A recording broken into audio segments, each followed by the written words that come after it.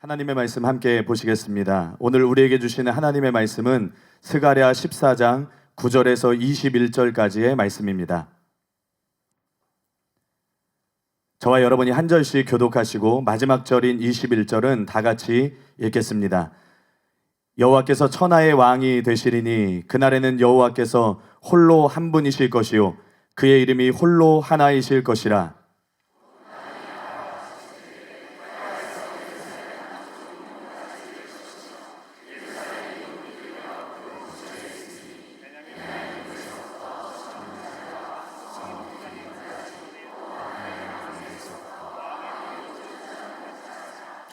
사람이 그 가운데에 살며 다시는 저주가 있지 아니하리니 예루살렘이 평안히 서리로다.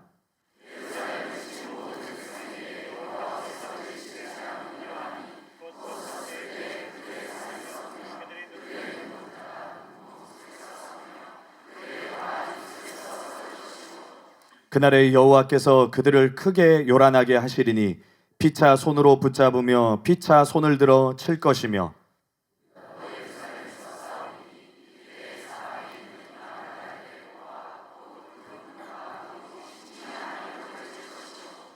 또 말과 노새와 낙타와 나귀와 그 진에 있는 모든 가축에게 미칠 재앙도 그 재앙과 같으리라.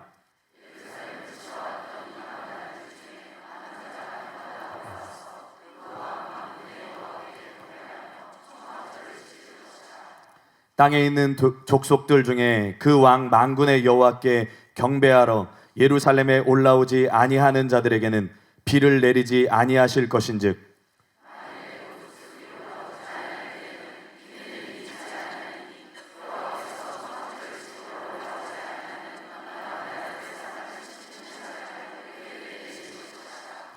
애굽 사람이나 이방 나라 사람이나 초막절을 지키러 올라오지 아니하는 자가 받을 벌이 그러하니라.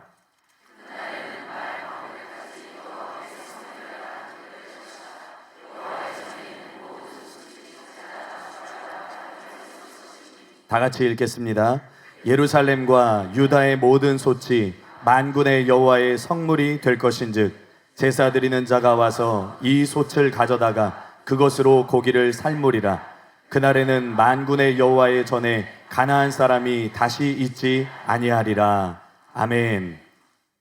이제 담임 목사님께서 나오셔서 성경에 신뢰감을 더해주는 천년왕국, 이런 제목으로 하나님의 말씀 선포해 주시겠습니다.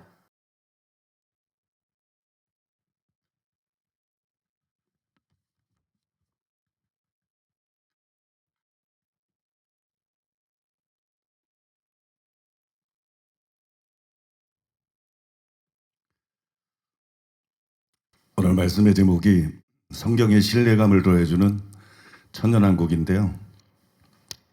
제가 이 설교 준비하고 있을 때 허장 목사님이 저한테 그런 얘기를 하더라고요. 백종원 씨가 한 얘기를 하던데 요리사가 고생하면 손님들이 즐겁다. 그 얘기를 하더라고요. 날 위로한다고. 저는 백종원 씨를 선호하는 사람은 아니에요. 왠지 난 그 사람 별로 마음에 안 들더라고. 근데 뭐 김옥경 목사님은 또 좋아하는 것 같더라고.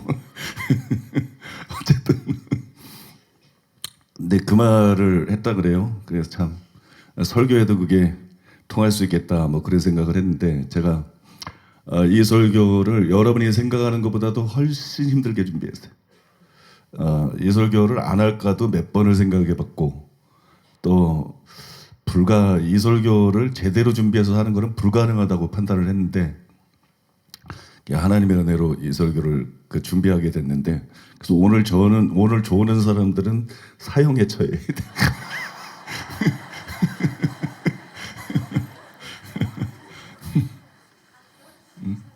양심불량이에요. 양심불량. 가만히 앉아 이게 얼마나 오랜 세월을 통해서 얼마나 상고를 겪고 얼마나 씨름하고 고민하고 좌절하고 이 얼마나 힘들게 이 분별이 나와서 이 설교를 하는 건데 양심상 조심하면 안 돼요. 제가 나오기 1초 전까지도 설교 준비하다 나왔어요. 나오기 1초 전까지도 서론에 뭔가 좀 첨가시켜야 될 내용이 집에서 오는데 떠올라가지고 그래서 이제 강대상에서 나와서 그 설교 내용들을 한번 이렇게 훑어본 거예요. 그럼 말씀을 전하겠습니다. 과거에 제가 불교에 관한 책들을 몇 권 읽었어요. 왜냐면 비교 종교 연구를 통해 가지고 불교의 그 허구성을 드러내기 위해서 불교에 관한 책들을 몇 권 읽었는데, 그때 알게 된 것이 불교의 경전은 사람이 평생 읽어도 읽을 수가 없어요. 어떤 스님도 불교의 경전을 다 읽은 사람이 없어. 영원히 불가능해요. 왜냐면 불경은 계속 쓰여지고 있기 때문에. 그럼 그건 아무 의미도 없는 책이라는 거예요. 아무도 평생 읽을 수 없는 책은 그거는 아무 가치가 없는 책이에요. 그게 불교의 경전이에요. 그 다음에 그렇게 불교의 경전들이 많이 쓰여지다 보니까 불교 경전 안에는 서로 모순되는 내용들이 너무 많아. 그러니까 그게 불교의 성경인데, 예를 들어서 그 불교의 경전의 내용들이 서로가 막 다른 거야. 그러니까 불교의 경전 자체가, 믿음의 근간이 되는 불교의 경전 자체가 불교는 가짜다 광고하고 있는 거예요. 그래서 어리석은 자들이나 불교를 믿는 것입니다. 무속신앙 형태로 어리석은 자들이나 불교를 믿는 거예요. 그래서 제가 과거에 그런 불경의 자료들을 쭉 통해 가지고 한 10몇 년 전에, 15년 전에 불교를 바로 알자. 이게 불교를 제대로 모르니까 불교를 믿는다. 그 당시에 개척교회 할 때인데 불교 신자 집으로 가요. 아는 성도 대동하고 불교 신자 집으로 가. 그래서 석가부터 까기 시작하는 거야. 석가, 불경, 다 까면 나중에 이 사람들이 멘붕이 돼. 이렇게 가짜를 우리가 믿고 있었나? 왜냐면 내 얘기를 하지만 불경 갖고 얘기를 하니까. 불경의 근거를 가지고 얘기를 하니까, 야, 이거 완전히 이거 불교 허구구나. 우리가 속았구나. 그러고 그냥 예수 믿더라니까? 응? 그 불교를 바로 알자. 이 글이 인터넷에 굉장히 많이 퍼져 있어요. 근데 그게 내가 쓴 걸 사람들이 몰라. 응? 그 다음에, 그러니까 불교는 한마디로 해서 엉터리 종교고요. 엉터리 종교고. 그 이슬람교는 어떠냐? 오늘 세계적으로 뻗어나오고 있는 이슬람교는 더 말할 것도 없어요. 더 기가 막힌 게 이슬람교예요. 이슬람교에는 교리가 하나 있는데, 그게 무슨 교리냐면 폐기의 교리라는 게 있어요. 폐기의 교리. 이 폐기의 교리가 뭐냐? 꾸란에서 서로 상충되는 내용, 서로 이제 모순이 되는 내용이 나오잖아요. 그러면 이전 계시는 무효고, 새로 그 이후에 받은 계시가 진짜다. 그러니까 그 꾸란에 기록된 그 계시들이 거의가 마호메트가 받은 것인데, 마호메트 한 사람의 계시를 받는데 이 사람이 전에 받은 계시하고 나중에 받은 계시하고 모순이 되는 거야. 뭐 다른 사람끼리 모순이 되는 게 아니라 마호메트 이 인간 자체가 모순 덩어리인 거야. 선지자라고 계시를 받았는데 먼저 받은 계시하고 나중에 받은 계시하고 틀린 거야. 그건 스스로 봐도 웃기잖아. 그래서 사람들을 속이기 위해서 폐기의 교리를 만들어가지고 먼저 받은 계시하고 나중 계시하고 다를 경우에는 먼저 받은 계시는 당연히 폐기된다. 이런 사기꾼 종교가 이슬람교입니다, 여러분. 구약 성경의 기준에 의하면 마호메트는 선지자가 아니라 100% 거짓 선지자입니다. 구약 시대 때는 선지자가 하나라도 예언이 틀리면 돌로 쳐 죽이려는 말씀까지 있어요. 그러니까 선지자가 예언이 틀린다, 구약 시대 때 상상할 수가 없는 거예요. 근데 무수한 예언이 틀린 사람이 마호메트인데 그가 날조해낸 꾸란이라는 경정을 가지고 그렇게 수많은 사람들이 믿고 또 그 교리에 의해서 테러를 하고 살인을 저지른다는 거는, 이거는 정말 세계의 암덩어리가 이슬람교입니다. 그리고 문재인 정부가 이슬람에 대해서 우호적인 거는 정말 이건 악한 것입니다. 악한 것에만 우호적이야. 최악의 독재자 김정은이라든지, 이거 뭐 짐승도 하나는 동성애라든지, 아니면 세계의 살인 집단인 이슬람이라든지, 아주 이 문재인 정권은 암덩어리야, 암덩어리. 대한민국의 암덩어리. 빨리 이거는 수술해서 제거해버려야 되는 암덩어리입니다. 믿습니까?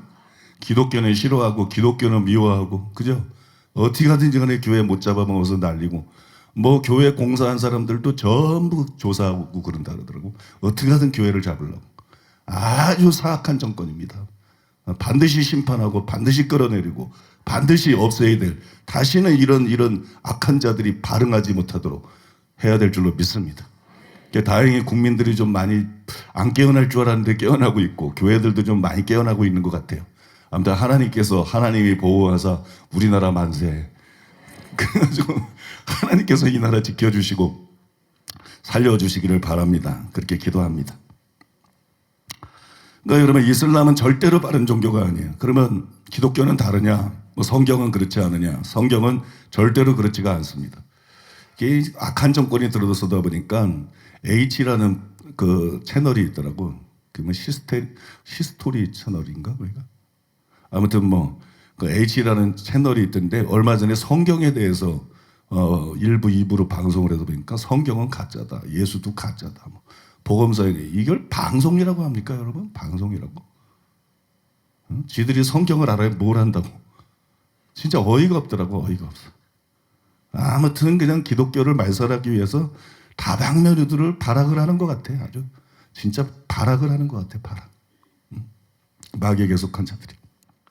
여러분, 한 예로 성경에 보면 그 천년왕국이 요한계시록에만 나온 게 아니고 에스겔서, 다니엘서, 스가랴서 여러 곳에 기록이 돼 있어요. 그러니까 다른 시대와 다른 장소에 사는 서로 모르는 사람들이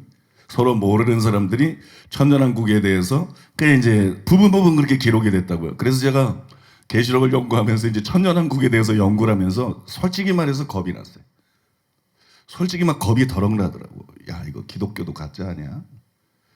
야, 이거 성경도, 난 무조건 믿는 스타일이 좀 아니래가지고. 응? 이거 성경도 이거 가짜 아니야?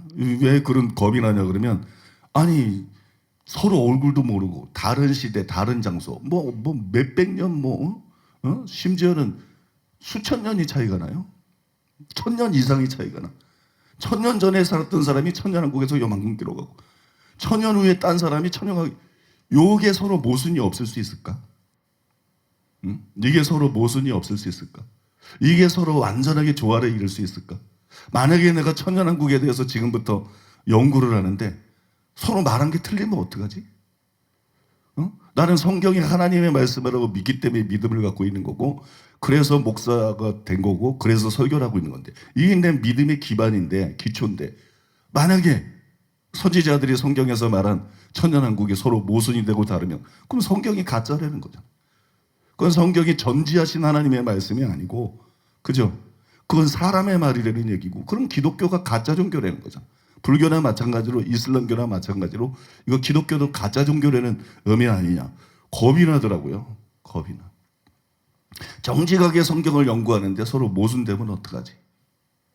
서로 내용들이 모순되고 다르면 어떡하지? 막 그런 믿음의 기초가 무너질까 봐 막 겁이 나더라고. 그거 내가 이제 천년왕국을 연구하는데 아니나 다를까 막 모순들이 막 나오기 시작하는 거예요. 몇백 년, 1000년 이상씩 나온 글인데 딱 표면적으로 그러니까 서로 모순되는 거야 막. 그래서 내가 막 충격을 받은 거야. 야, 이거 어떻게 된 거야? 응? 그래서 막 그거 하나하나를 가지고 막 정말 이게 어떻게 된 거지? 왜 이렇게 돼 있지?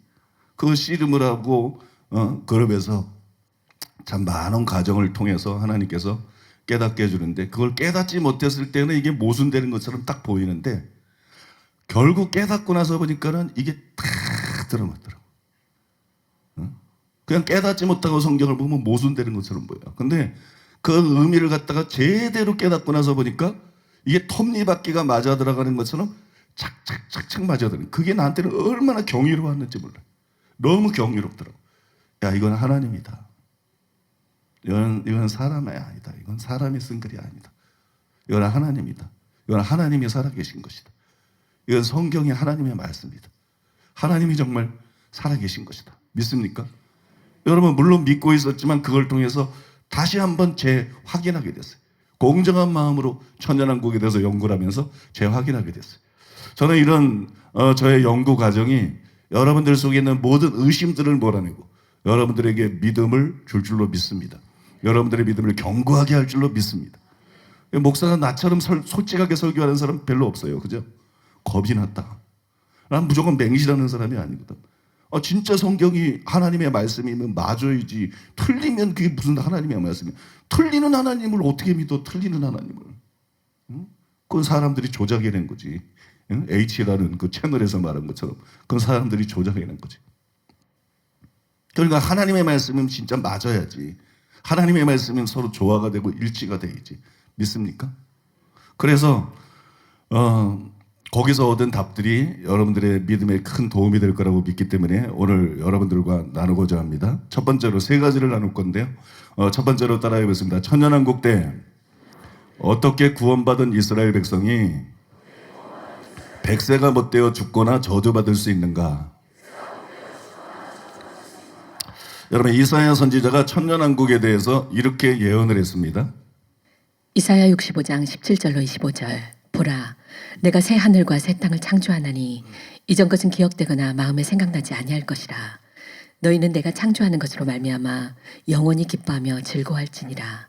보라, 내가 예루살렘을 즐거운 성으로 창조하며 그 백성을 기쁨으로 삼고 내가 예루살렘을 즐거워하며 나의 백성을 기뻐하리니 우는 소리와 부르짖는 소리가 그 가운데에서 다시는 들리지 아니할 것이며 거기는 날수가 많지 못하여 죽는 어린이와 수완이 차지 못한 노인이 다시는 없을 것이라.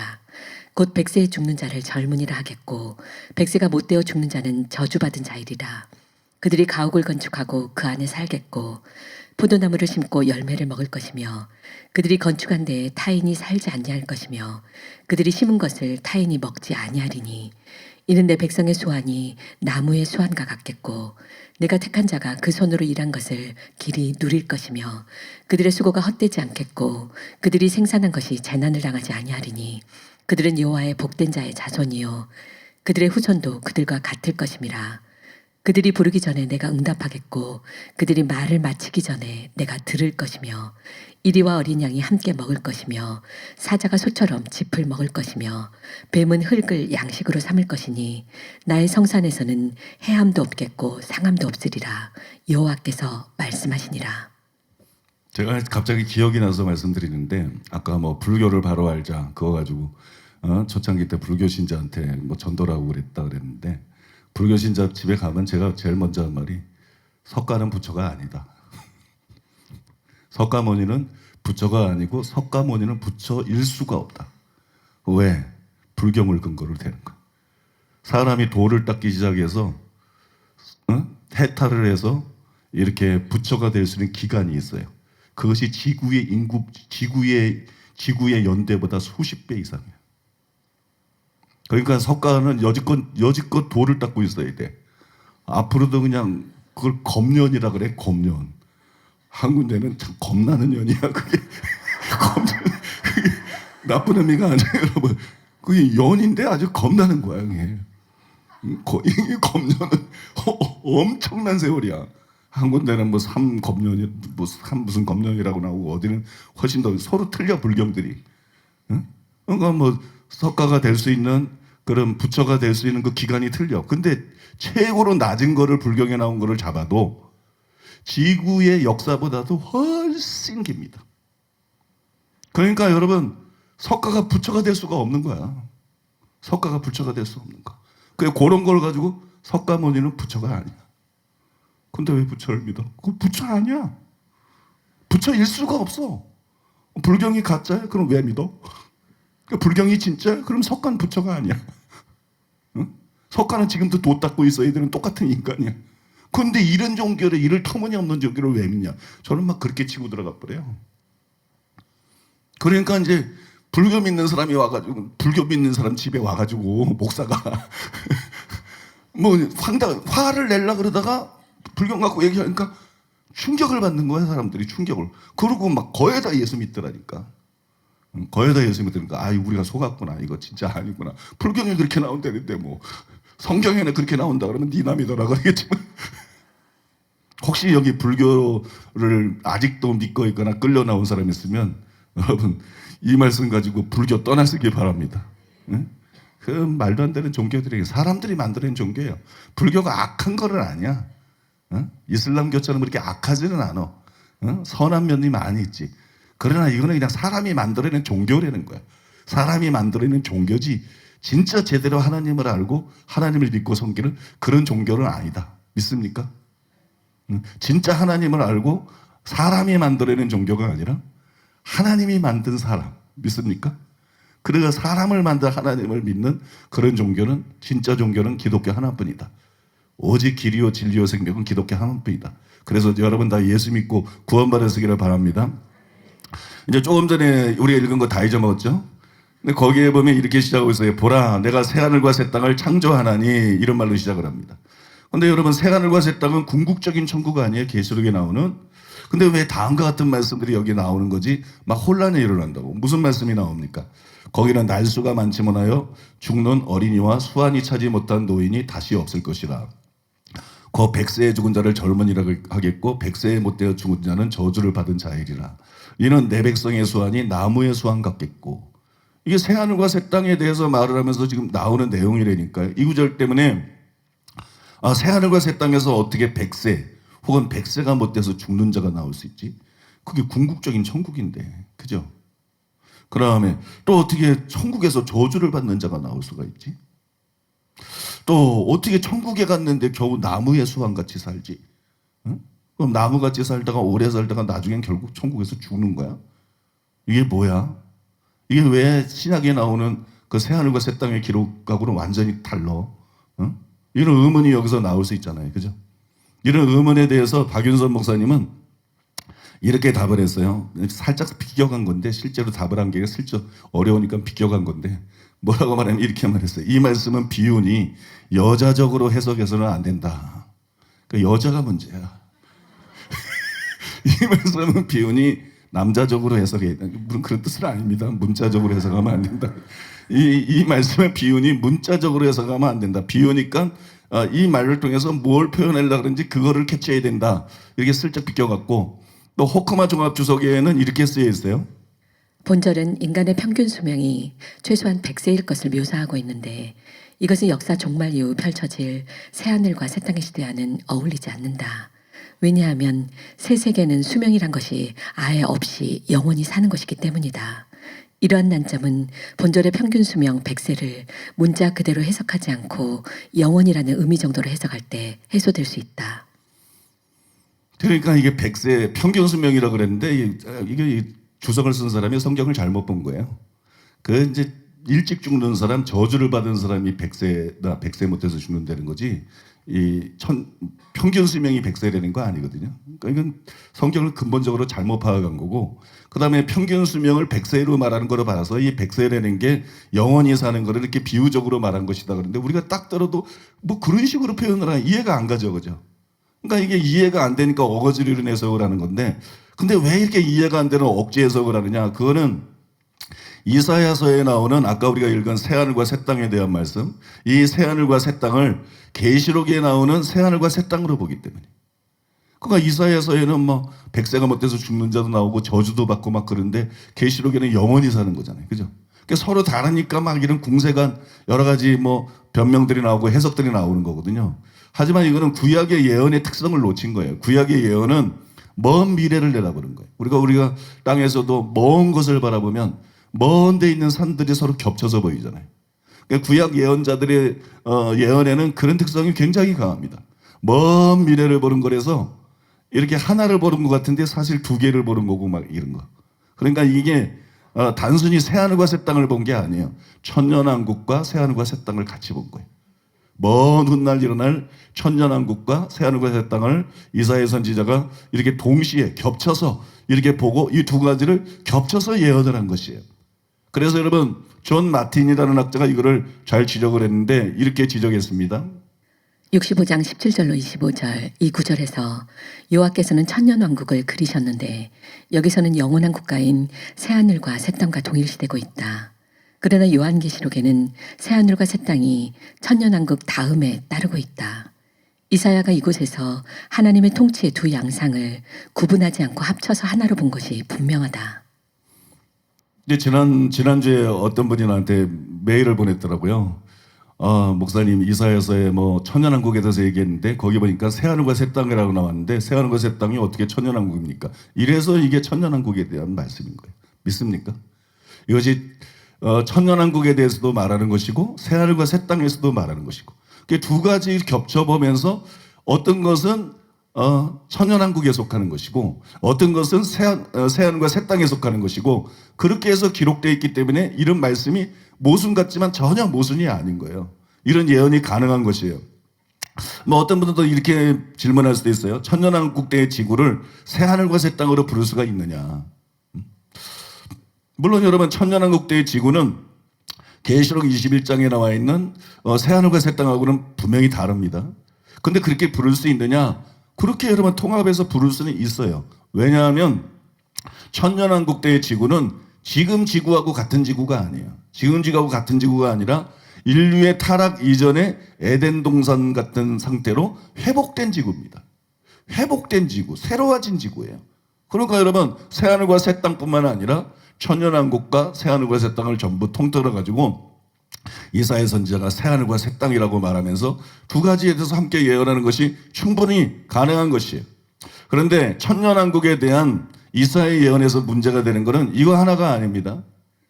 저는 계시록을 연구할 때 처음에는 이스라엘이 대환란 때 구원을 받는다고 생각했어요. 이스라엘은 대환란 때고.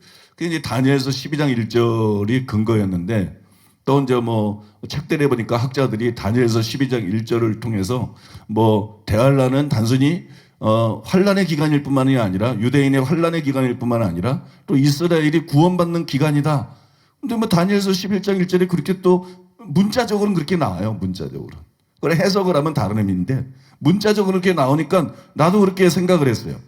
그리고 백세가 못되어 죽는 자들, 이 이사야 예언에 나오는 자들은 재림 때 아마겟돈 전쟁에 가담하지 않은 자들이다. 그때 이제 아마겟돈 전쟁 때 모든 인류가 멸망받지 않는다는 걸 제가 눈치채고 있었어요. 그래서 재림 때 아마겟돈 전쟁에 가담하지 않은 자들 중에 천년왕국에 유입된 자들이다. 그러니까 이 사람들 중에서 악을 행하거나 저주를 받거나 뭐 백사가 못돼서 죽거나 이런 일이 나와도 전혀 이상하지가 않죠. 그렇게 이해를 하고 있었어요. 편하게. 나 이 말씀이 이제 이해가 됐다.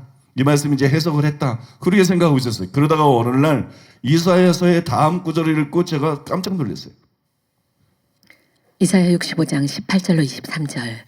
너희는 내가 창조하는 것으로 말미암아 영원히 기뻐하며 즐거워할지니라. 보라, 내가 예루살렘을 즐거운 성으로 창조하며 그 백성을 기쁨으로 삼고 내가 예루살렘을 즐거워하며 나의 백성을 기뻐하리니 우는 소리와 부르짖는 소리가 그 가운데서 다시는 들리지 아니할 것이며 거기는 날수가 많지 못하여 죽는 어린이와 수완이 차지 못한 노인이 다시는 없을 것이라. 곧 백세에 죽는 자를 젊은이라 하겠고 백세가 못되어 죽는 자는 저주받은 자이리라.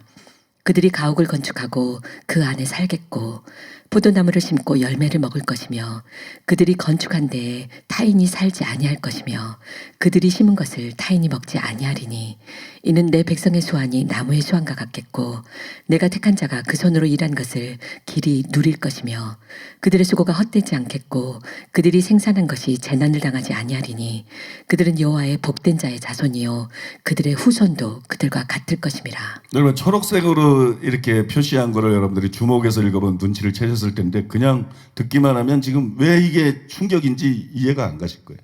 초록색으로 이렇게 된 거를 통해서 문맥을 주의하면서 자세히 읽어보면 여러분 백세가 못돼서 죽고 뭐 저주를 받고 이런 자들이 이방인들인 줄 알았는데 이방인들이 아니라 대환란 때 내가 구원받는다고 생각했던 이스라엘 백성들이라는 거예요.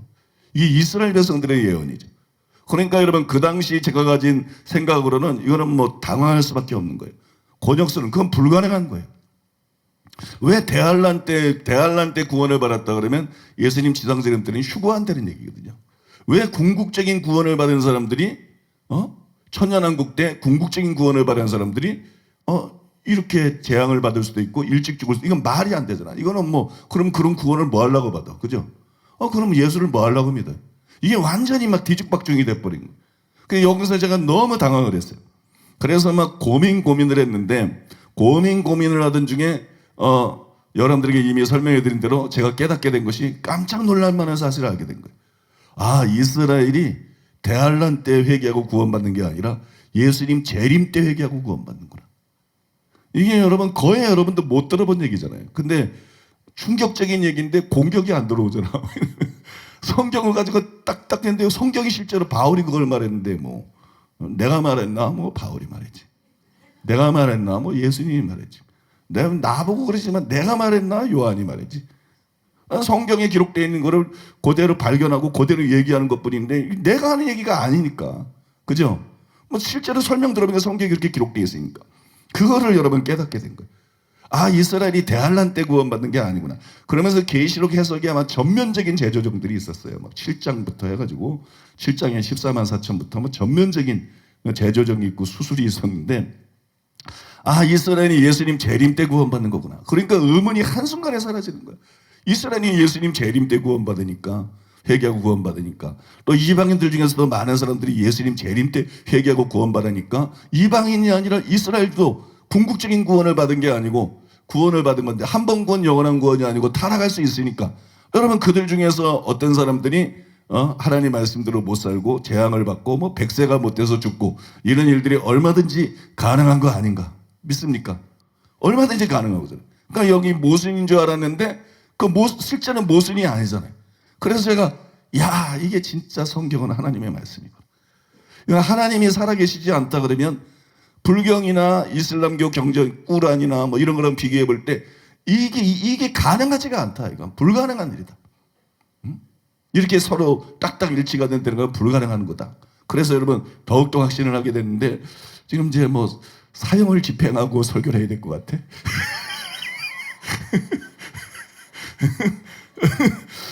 겁없이 졸고 있는 분이 눈에 하나 띄어가지고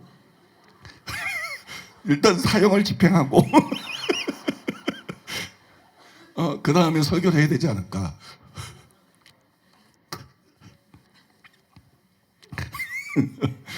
잠 아주 뭐 제대로 깨겠죠.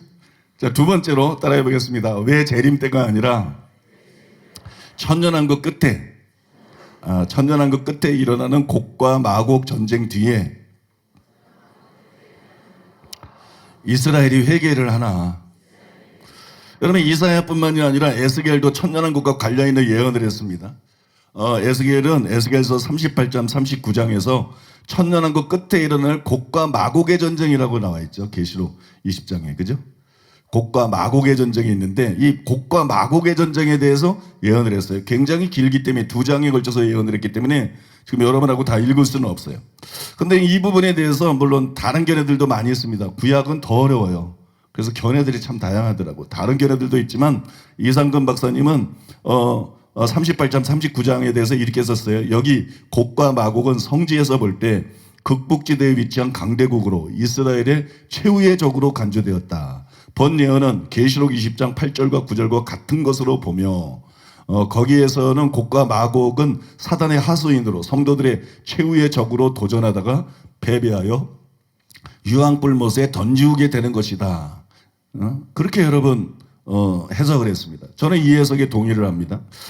그래서 이 해석에 제가 동의를 하기 때문에 에스겔서 39장 25절과 26절을 읽고 정말 제가 쇼크를 받았어요. 너무 그냥 편하게 성경만 읽는데 전 쇼크도 많이 받아. 궁금한 것도 많고. 아무튼 정말 제가 쇼크를 받았어요. 거기 보면, 왜냐, 거기에 이렇게 기록이 돼 있었어요. 그러므로 주 여호와께서 이같이 말씀하셨느니라. 내가 이제 내 거룩한 이름을 위하여 열심을 내어 야곱의 사로잡힌 자를 돌아오게 하며 이스라엘 온 족속에게 사랑을 베풀지라. 그들이 그 땅에 평안히 거주하고 두렵게 할 자가 없게 될 때에 부끄러움을 품고 내게 범한 죄를 뉘우치리니. 여러분 이스라엘이 언제 회개합니까? 예수님 재림하실 때. 예수님 재림하실 때 회개하는데, 그리고 그때 온 이스라엘이 구원을 받는다고 바울이 말을 했는데, 그런데 여러분 천년왕국 때, 그것도 천년왕국 끝에 일어나는 곡과 마곡의 전쟁 후에, 요 앞에 곡과 마곡 전쟁이 2장에 걸쳐서 기록이 되어 있거든요. 곡과 마곡 전쟁 후에 이스라엘이 자기 나라로 그때 돌아온다. 그때 이스라엘이 회복이 된다. 그리고 부끄러움을 품고 자기의 죄를 뉘우치게 된다. 그때 회개해야 된다. 그럼 이게 말이 안 되잖아요. 이스라엘은 분명히 다른 성경에 보면 예수님 재림 때 회개하고 구원을 받는데, 이건 갑자기 뭐 천년왕국 때 곡과 마곡 전쟁 후에 갑자기 막 이스라엘이 회개하고 이런다니까, 이게 사실이면 막 성경이 완전히 뒤죽박죽이에요. 이건 뭐 선지자들이 굳이 선지자야, 성경 기록자들이 이거 완전히. 그죠? 아니 이게 서로 틀리면 말이 안 되는 거지. 시간이 막 뒤죽박죽이 되어버리고 성경은 믿을 수가 없는 책이 되어버리는 거예요. 아주 제가 이 말씀 때문에 충격을 받았어요. 이 충격을 받고 머릿속이 막 하얗게 됐어요. 멘붕이라 그러잖아요. 멘붕 찾아보니까 잘 안 나오던데, 멘붕이 맞는 건지 멘붕이 맞는 건지 단어를 받아쓰기 위해서 찾아봤지만 아무튼 멘붕이 돼버렸어요. 그래서 막 제가 고민하고 있을 때 갑자기 어떤 생각이 드냐면 혹시 이 구절들이 앞의 내용과 다른 걸 말하고 있는 거 아닐까? 지금 같은 거를 쭉 말하고 있다고 생각하니까 이게 모순이 되는 건데 말이 안 돼요. 앞의 내용하고는 지금 별개 어떤 다른 얘기를 하고 있는 거 아닐까? 그런 생각이 딱 들더라고요. 그래서 제가 이렇게 그런 생각을 하나님이 주실 때 맞는 경우가 많기 때문에 그래서 정말 이 생각이 맞나? 이렇게 떠오르는 생각이 맞나? 그걸 제가 확인해 보기 위해서 여기에 관한 여러 주석들을 읽어봤어요. 그리고 그 과정에서 다음과 같은 글들을 제가 발견을 했습니다. 먼저 WBC 주석에서 레슬리 알렌은 23절이야 29절을 후기로 보았어요. 이게 계속되는 얘기가 아니고 이건 후기다. 그럼 문제가 없는 거잖아요. 시간순의 기록이 아니기 때문에 이게 모순이 아니라는 결론에 도달할 수도 있는 거잖아요. 또 여러분 현대 성서 주석에 보니까는 조셉 블랭킨솝, 이 참 발음이 어려워요. 블랭킨솝은 25절에 29절에 대해서 이렇게 썼어요. 곡과는 아무 상관없는 이 마지막 단락. 곡과는 아무 상관이 없는 이 마지막 단락은 그러면서 이게 앞의 내용하고는 상관이 없는 단락이라는 거예요. 그 다음에 호크마 조막 주석에도 보니까는 이렇게 쓰여져 있었어요. 38장 1절부터 본장의 24절까지 지속된 곡에 대한 예언의 종결에 이어. 앞구절에서 곡에 대한 예언은 종결이 됐다는 거예요. 그죠? 종결에 이어 본절부터 29절까지는 1장에서 39장 전체 내용에 대한 결론적 성격과 함께 40장부터 이스라엘의 고통, 귀환과 회복을 전제로 전개된 새 성전 환상의 예비적 부분이기도 하다. 따라서 이 부분, 즉 우리가 문제시되고 있는 25절에서 29절은 곡에 대한 예언과는 달리 이 그 전쟁에 대한 예언이 아니라는 거예요. 곡에 대한 예언과는 달리 그 문체나 내용에 있어서 더 이상 종말론적이지 않으나, 그러니까 이게 마지막 때 일어날 일이 아니라는 거예요. 이거는. 그 영적 의미는 여전히 도래할 메시아 시대를 지향하고 있다. 여러분, 그 생각이 맞은 거예요. 그 생각이 이게 앞의 내용하고는 다른 거를 지금 얘기하고 있는 거구나. 그 생각이 정확하게 맞은 거죠. 그러니까 이렇듯 이 부분은 곡과 마곡에 대해서 예언한 것이 아니에요. 그러니까 요한계시록 20장하고 모순이 아닌 것입니다. 로마서에 나온 이스라엘이 회개하는 시간하고도 모순이 아닌 거예요. 이처럼 여러분 성경은 깨닫기 전에 보면 아주 명백히 모순 같아. 막 진짜로 충격을 받아요. 성경은 맞아야 되니까. 성경이 안 맞으면 내가 어떻게 목사를 해. 성경이 안 맞는데 막 그냥 성경은 하나님의 말씀이다. 하나님 사랑해. 난 사기꾼이잖아. 아니 밥 먹고 살려고 사기꾼 사람들 모아놓고 사기치는 거잖아. 그렇게 살다가 막 끝낼 수는 없는 거잖아. 그럴 수는 없지. 그럼 내가 직업을 바꿔야지. 그죠? 할 수 있는 건 없어도. 그게 굉장히 나한테는 심각한 거라고. 아니 나는 그냥 종교인으로 목사라는 게 아니야. 정말 하나님이 살아계신 걸 믿으니까 하는 거지. 믿습니까? 정말 성경이 하나님의 말씀을 믿음이 정말 천국과 지옥이 있다는 걸 믿으니까 사람들 지옥 가게 안 하고 천국 가게 하려고 목회를 하는 거지. 무슨 여러분들 11조나 헌금이나 걷어가지고 먹고 살고 교회나 크게 짓고 그런 장사치 노려달라고 내가 어렸을 때부터 목사가 되기를 그렇게 열망하고 소원하고 그렇게 하나님 앞에 탄식하고 목사 되게 해달라고 눈물 뚝뚝 흘리면서 울고 그랬던 거 아니거든요. 난 지금이라도 기독교 가짜다 그러면 난 목사 안 합니다. 교회 문 닫아버립니다. 나는 종교 생활을 하고 있는 게 아니다. 하나님이 정말 살아계시기 때문에 믿는 것이고. 믿습니까? 성경이 정말 하나님 말씀이니까 믿는 것이고 천국 지옥이 진짜로 있는 거니까 믿는 것이고. 그러니까 나는요 나 자신도 그래. 나 자신도 그렇고 내 자녀들도 그래. 내 자녀들도 내 가족들 친척들 나는 관심이 딱 그냥 집중이 돼 있어. 이 사람 천국 갈까 지옥 갈까. 이 사람 좀 좀 잘 살아도 죽을 거고 못 살아도 죽을 거고 성공해도 나이 들어봐. 대통령 재벌 때도 나이 드니까 다 죽더라고. 응? 다 죽고 그 다음에 지금 무슨 현대가 정주영 겁니까? 삼성이 이건희는 살아계시나? 그 누구 이병철? 여기 계시잖아. 이병철도 살아있네.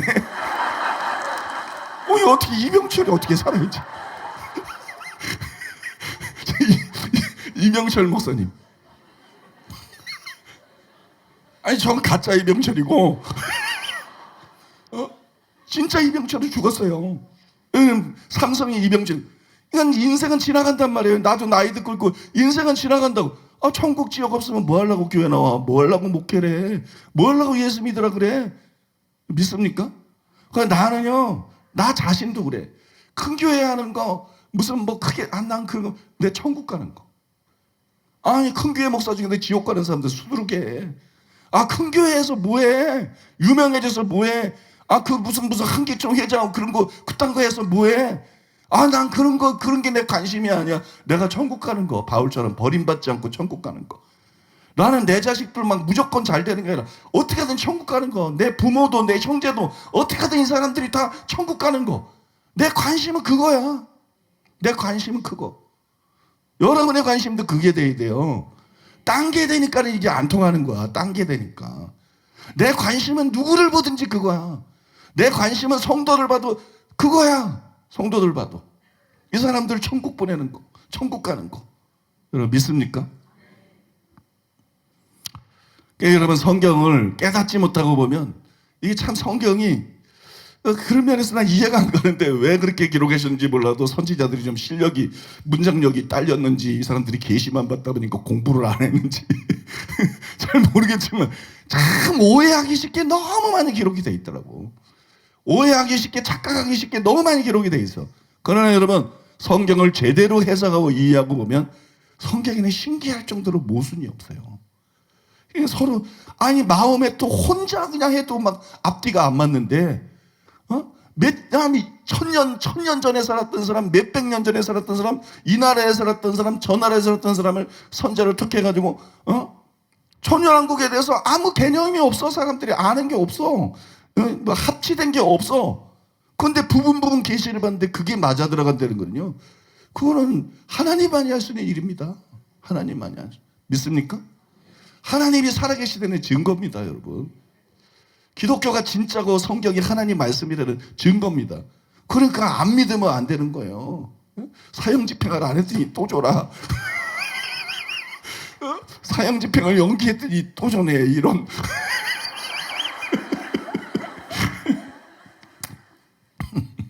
마지막 세 번째로. 오늘 재밌네요. 마지막 세 번째로 따라해 보겠습니다. 천년왕국 때 어떻게 이스라엘이 침공을 당하고 초막절은 또 왜 지키나? 여러분 이사야와 에스겔뿐만 아니라 스가랴 선지자도 천년왕국에 대해서 예언을 했어요. 스가랴 14장에 그것이 나와 있습니다. 드웨인 린지는 우리가 스가랴 14장을 지금 다 읽을 수는 없고 드웨인 린지는 이 스가랴 14장의 내용에 대해서 이렇게 요약을 했습니다. 스가랴서 14장은 장차 환란의 마지막 때에 이르러 초기에 예루살렘이 약탈되는 것으로 시작하여 메시아의 재림 때 이방의 군대들이 심판의 재앙을 받고 메시아의 천년왕국이 수립되고 천년 기간 동안 예루살렘에서 예배드리는 것까지 기술되어 있다. 아셨습니까? 스가랴 14장은 이런 내용이에요. 이해하셨습니까? 다시 한번 제가 스가랴 14장은 장차 환란의 마지막 때에 이르러 대환란 마지막 때에 이르러 초기에 예루살렘이 약탈되는 것을 시작하여 메시아의 재림 때 이방의 군대들이 심판의 재앙을 받고 아마겟돈이죠. 그죠? 아마겟돈이지.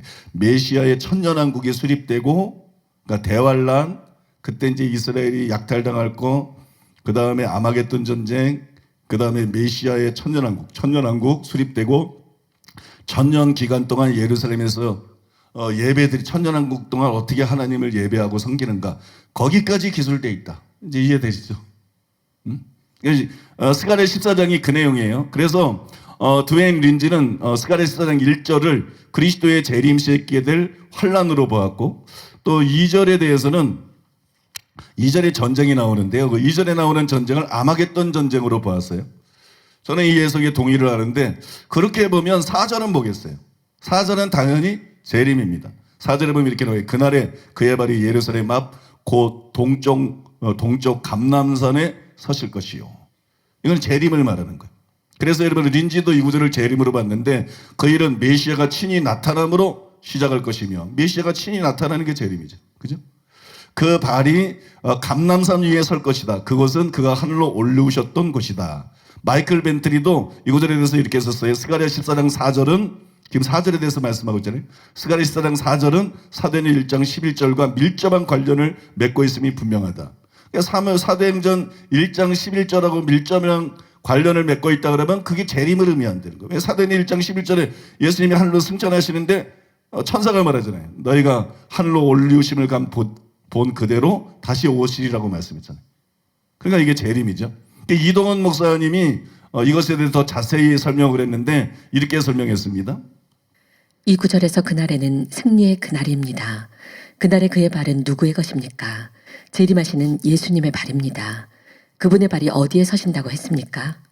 예루살렘 앞 곧 동편 감람산에 서실 것이요. 드디어 그분은 다시 오십니다. 그분의 발이 약속하신 대로 감람산에 다시 착지하시는 바로 그날. 그날은 그분이 모든 것을 완성하시는 영광의 그날이 될 것입니다. 우리는 그날을 기다립니다. 다시 오시는 그날, 그분은 올라가신 그대로 다시 감람산에 서실 것입니다. 저는 사도행전 1장 10절의 말씀을 문자 그대로 믿습니다. 그분은 감람산에서 올리우심을 본 그대로 그 감람산으로 다시 오실 것입니다. 근데 유명한 목사님들은 이래서 좋아요. 유명한 목사님이 딱 한 걸 좀 얘기를 하면 사람들이 쉽게 믿어. 쉽게. 그러면 안 돼요. 그게 성경적이냐 아니냐를 딱 봐야지. 뭐 누구도 믿을 수 없어. 그냥 성경 철두철미하게 성경 믿습니까? 성경의 문맥에 의해서 성경에 의해서 증명된 대로 말씀을 사실 따라가야 되지. 그러니까 아무튼 여러분 앞에 설명해 드린 것을 볼 때 4절은 뭐예요? 재림이죠. 감람산이 그분의 발이 감람산에 서게 된다. 거기서 바로 올라갔거든. 그 감람산에서. 근데 다시 오시리라 그랬는데 그 발이 거기 서게 된다 그러니까 당연히 여러분 예수님 재림이죠. 따라서 여러분 4절 이후에 나오는 구절들은 재림 때 있을 아마겟돈 전쟁하고 천년왕국에 대한 기록으로 봐야 되겠죠. 그죠? 그게 재림이니까. 4절 이후에 나오는 기록들은 재림 때 있을 아마겟돈 전쟁과 천년왕국에 대한 거로 봐야 됩니다. 근데 9절에 보니까는 이렇게 나와 있어요. 여호와께서 천하의 왕이 되시리니. 여호와께서 천하의 왕이 되시리니 그날에는 여호와께서 홀로 한 분이실 것이요 그의 이름이 홀로 하나이실 것이다. 하나님께서 천하의 왕이 돼. 이게 뭐겠어요? 천년왕국이지. 하나님께서 내 짐승들 내 제국이 다스리고 난 다음에 그죠? 주님이 오셔서 다스리는 이 천년왕국이지. 그래서 드웨인 린지도 이 구절이 천년왕국을 뜻한다 그렇게 해석을 했어요. 근데 우리가 스가랴 14장의 예언을 이렇게 이해를 할 때 두 가지 문제가 심각한 문제가 발생이 됩니다. 두 가지 문제가 발생했는데 첫 번째 의문은 이런 것이 한번 따라해 보겠습니다. 천년왕국 때 어떻게 이스라엘이 공격을 받을 수가 있는가? 여러분 이런 의문은 9절이 천년왕국이라 그랬는데 9절 이후에 12절이야 15절에 보니까 이런 말씀이 나온다고요. 예루살렘을 친 모든 백성에게 여호와께서 내리실 재앙은 이러하니 곧 섰을 때 그들의 살이 썩으며 그들의 눈동자가 눈구멍 속에서 썩으며 그들의 혀가 입속에서 썩을 것이요 그날에 여호와께서 그들을 크게 요란하게 하시리니 피차 손으로 붙잡으며 피차 손을 들어 칠 것이며 유다도 예루살렘에서 싸우리니 이때 사방에 있는 이방 나라들의 보화 곧 금은과 의복이 심히 많이 모여질 것이요 또 말과 노새와 낙타와 나귀와 그 진에 있는 모든 가축에게 미칠 재앙도 그 재앙과 같으리라. 제가요 처음에 이 구절을 딱 읽는데 피로감이 확 몰려. 너무 피곤하더라고. 막 그 정신적인 그냥 피로감이 확 몰려요. 왜? 어떻게 천년왕국 때 이스라엘이 침공을 당하고 또 전쟁을 한다는 말인가? 천년왕국 끝에 곡과 마곡 전쟁은 성경에 나오니까 그건 당연한 거지만 어떻게 천년왕국 기간 동안에 또 이스라엘이 공격을 당하나? 또 어떻게 천년왕국 동안에 또 전쟁을 하고 싸운다는 말인가? 이게 성경이 꼬이는 순간이야. 이게 또 이제 모순이 되는 거야. 이 꼬이는 순간이야. 근데 당시 저는 이 요한계시록 설교 시리즈 설교를 하면서 거듭되는 한두 가지 난제가 아니야. 요한계시록이 그래서 힘든 거예요. 한두 가지 난제가 아니야. 수많은 난제들과 씨름하고 해석하면서 너무 피곤해져 있었어요. 너무 피곤하고 지쳐져 있었어요. 게다가 이번에는 보니까 이거 해석이 불가능하다 이거. 이게 분명히 재림이고 이거 천년왕국이고 근데 그 다음에 이게 또 전쟁이 나와. 이게 도대체 무슨 일이야? 이걸 도대체 어떻게 조화시킬 수가 있어? 이건 불가능해. 아마 해석이 불가능하다는 낙심이 탁 되는 거예요. 그 다음에 이 구약은 자료가 너무 적어. 이제 계시록을 해석할 때 계시록에 관한 뭐 제가 여러 책들을 이렇게 뭐 수십 권을 참고를 하면서 연구도 하고 그러는데 이런 주제가 나오면 이제는 완전히 새로운 책들을 읽어야 돼 막. 구약이니까. 응?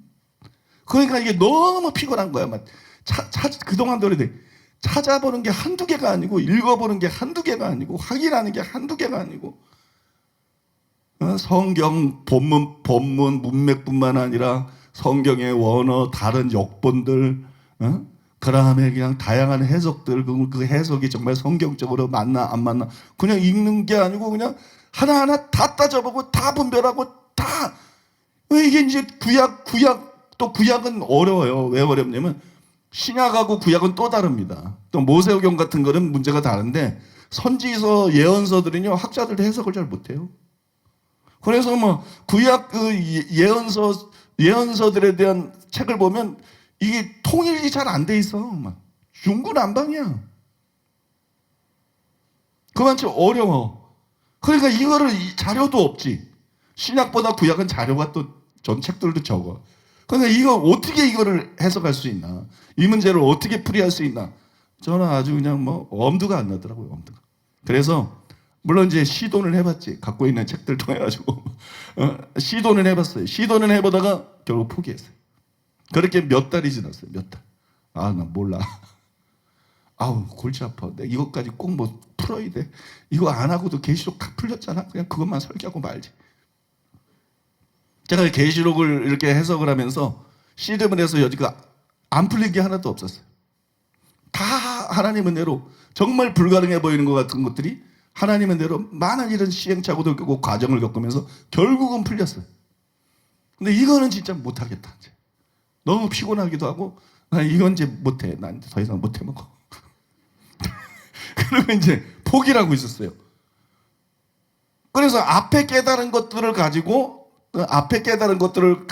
여기 이제 다른 것도 있는데 그걸 가지고 천년왕국을 연구해 보니까 서로 다른 시대 다른 장소에 부분 이렇게 천년왕국에 대해서 딱 정립된 게 있다 그러면 뭐 그대로 말하면 되니까 통일성이 있을 수 있지만 천년왕국에 대해서 정립된 게 없는 상황에서 전혀 다른 사람이 다른 시대에 막 천자지상 차이도 나고 몇백 년 차이 나는 사람들이 조금 계시를 받았는데 그게 일치가 되고 그게 조화가 된다. 이건 여러분 인간으로서는 도저히 불가능한 일입니다. 세상에 그런 책은 성경 한 권밖에 없어요. 믿습니까? 세상에 그런 책은 성경 한 권밖에 없어요. 이건 하나님이 아니면 안 되는 거예요. 하나님만 할 수 있는 일인 거예요. 그 선지자들이 진짜 하나님의 계시를 받아야 되는 거예요. 마호메처럼 저런 뻥치는 거 말고 저런 거짓 선지자 말고. 믿습니까? 이건 진짜 하나님의 계시를 받아야 되는 거예요. 아무튼 이제 난 모르겠다. 그렇게 이제 포기를 하고 지내고 있었는데 이틀 전이었어요. 이틀 전. 금요일. 그러니까 난 그거 빼고 그냥 설교할래. 근데 또 내가 양심이 또 살아있잖아. 그러니까 이 설교를 해야 되나 말아야 되나. 아니 천년왕국에 대해 연구해 보니까는 다 모순이 없지 맞다. 그래서 이건 하나님이 살아계시다. 성경은 하나님의 말씀이다. 이거 가지고 성도들 믿음을 확 심어주려고 그러는 건데 새로운 문제가 생긴 거야. 새로운 문제가 생기고 그걸 내가 해결할 수가 없는 거야. 그걸 이해할 수가 없는 거야. 그래서 내가 오늘 이 설교를 해야 돼 말아야 돼 몇 번을 안 하려고도 생각해보고 하려고도 생각해보고 연구도 많이 하고 참 고생 많이 했어요. 참 고생 많이 했는데 이틀 전에 금요일 날 밤 한 10시나 9시나 10시쯤 됐을 거예요. 계속 이제 하루 종일 설교 준비하고 9시나 10시쯤 됐는데 다시 그런 생각이 드는가. 마지막으로 한 번만 더 시도해보자. 응? 왜 여기 이런 말씀이 나오는지 이게 왜 모순이 아닌지 이대로라면 읽히는 그대로라면 이건 분명히 이거는 모순이고 이거는 성경의 엉터리가 되는 건데 아니 선지자가 엉터리 계시를 봤는데 그 사람들이 쓴 성경을 어떻게 우리가 믿을 수가 있어. 이거 마지막으로 한 번만 더 도전해보자. 그래가지고 피곤해 죽겠는데 서재 스가랴서에 대해서 스가랴서에 대한 모든 주석 또 스가랴서에 대한 모든 강해집 그걸 책상 위에 다 뽑아버려. 그럼 몇 권 되질 않아. 구약이라서 한 뭐 7, 8권 된 것 같아. 그래서 이제 다 책상 위에 올려놨어. 그리고 이제 스가랴 14장을 연구해야 되니까 일단 이제 이런 책들을 보기 전에 본문부터 먼저 봐야지. 본문을 봐야 뭐 연구를 할 거 아니에요. 그래서 스가랴 14장을 읽은 거예요. 이제 이거를 내가 연구할 거야. 그리고 14장을 읽는데 갑자기 뭐가 깨달아지는 거야. 이게 포기하고 있었는데 갑자기 뭐가 깨달아요. 무슨 생각이 드냐면 어쩌면 문제의 12절에서 15절이 문제인데 문제의 12절에서 15절이 시간순이 아니고 1절과 2절에 나온 전쟁에 대해서 다시 언급한 거 아닌가? 1절과 2절에 아마겟돈 전쟁이 나오는데 거기서 다시 언급한 거 아닌가? 그럴 수도 있을 것 같은데 문맥을 보니까 그런 것 같은데 만약에 그렇다면 이거 해석이 되는 거잖아. 뭐 이런 생각이 드는 거예요.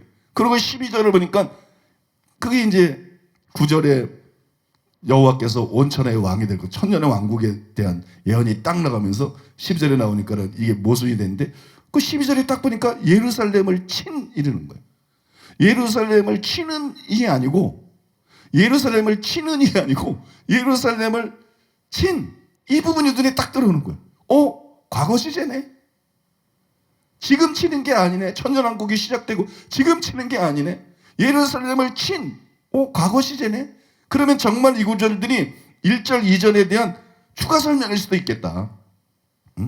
즉 천년왕국 시대가 아니라 그 전에 일어날 일들을 예언한 것일 수도 있겠다. 그런 생각이 든 거예요. 그러고 제가 그런 희망을 가지고 가능성을 가지고 어디 학자들은 뭐라고 말하고 있나 제가 이제 한 권 한 권 다 읽었어요. 근데 드웨인 린지가 쓴 스가랴 주석에 보니까 드웨인 린지가 제가 이렇게 감을 잡은 거하고 똑같은 얘기를 거기 해놨더라고. 정확하게 거기 지적을 해놨더라고. 이렇게 써놨어요.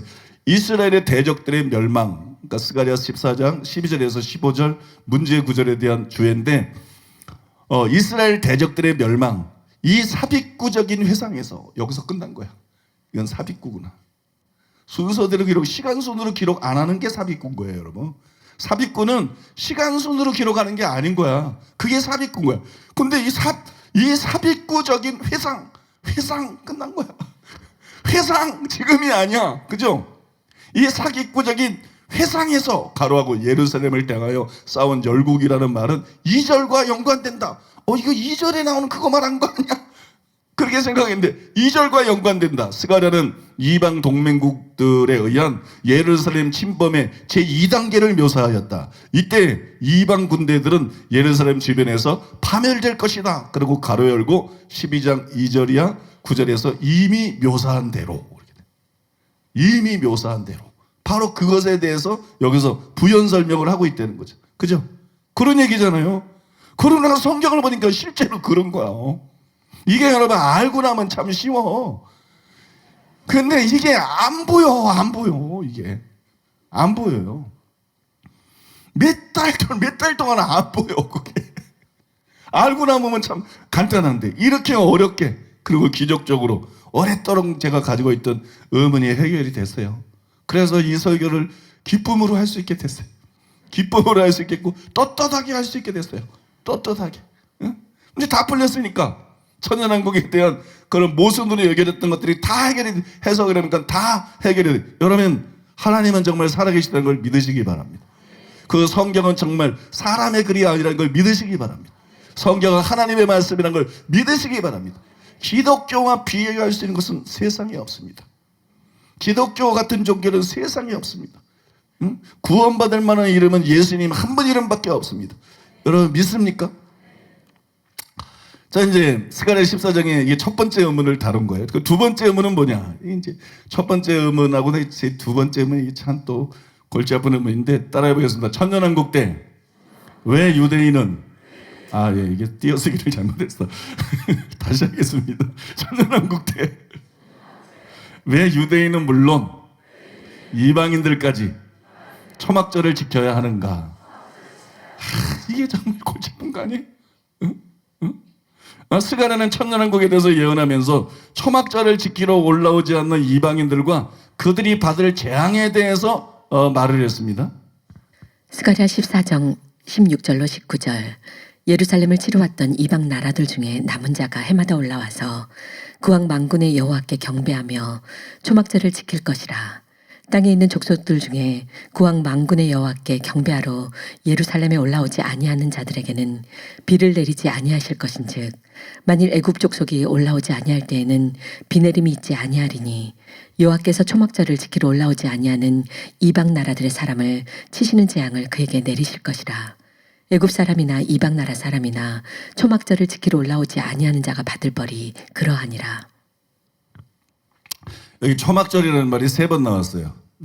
주위에서 보셨는지 모르겠는데 요 말씀 안에 초막절이 3번 나옵니다. 이 천년왕국에 대한 예언인데 천년왕국 때 초막절을 지킨다는 거예요. 천년왕국 때 초막절을, 여러분 초막절 지키나요?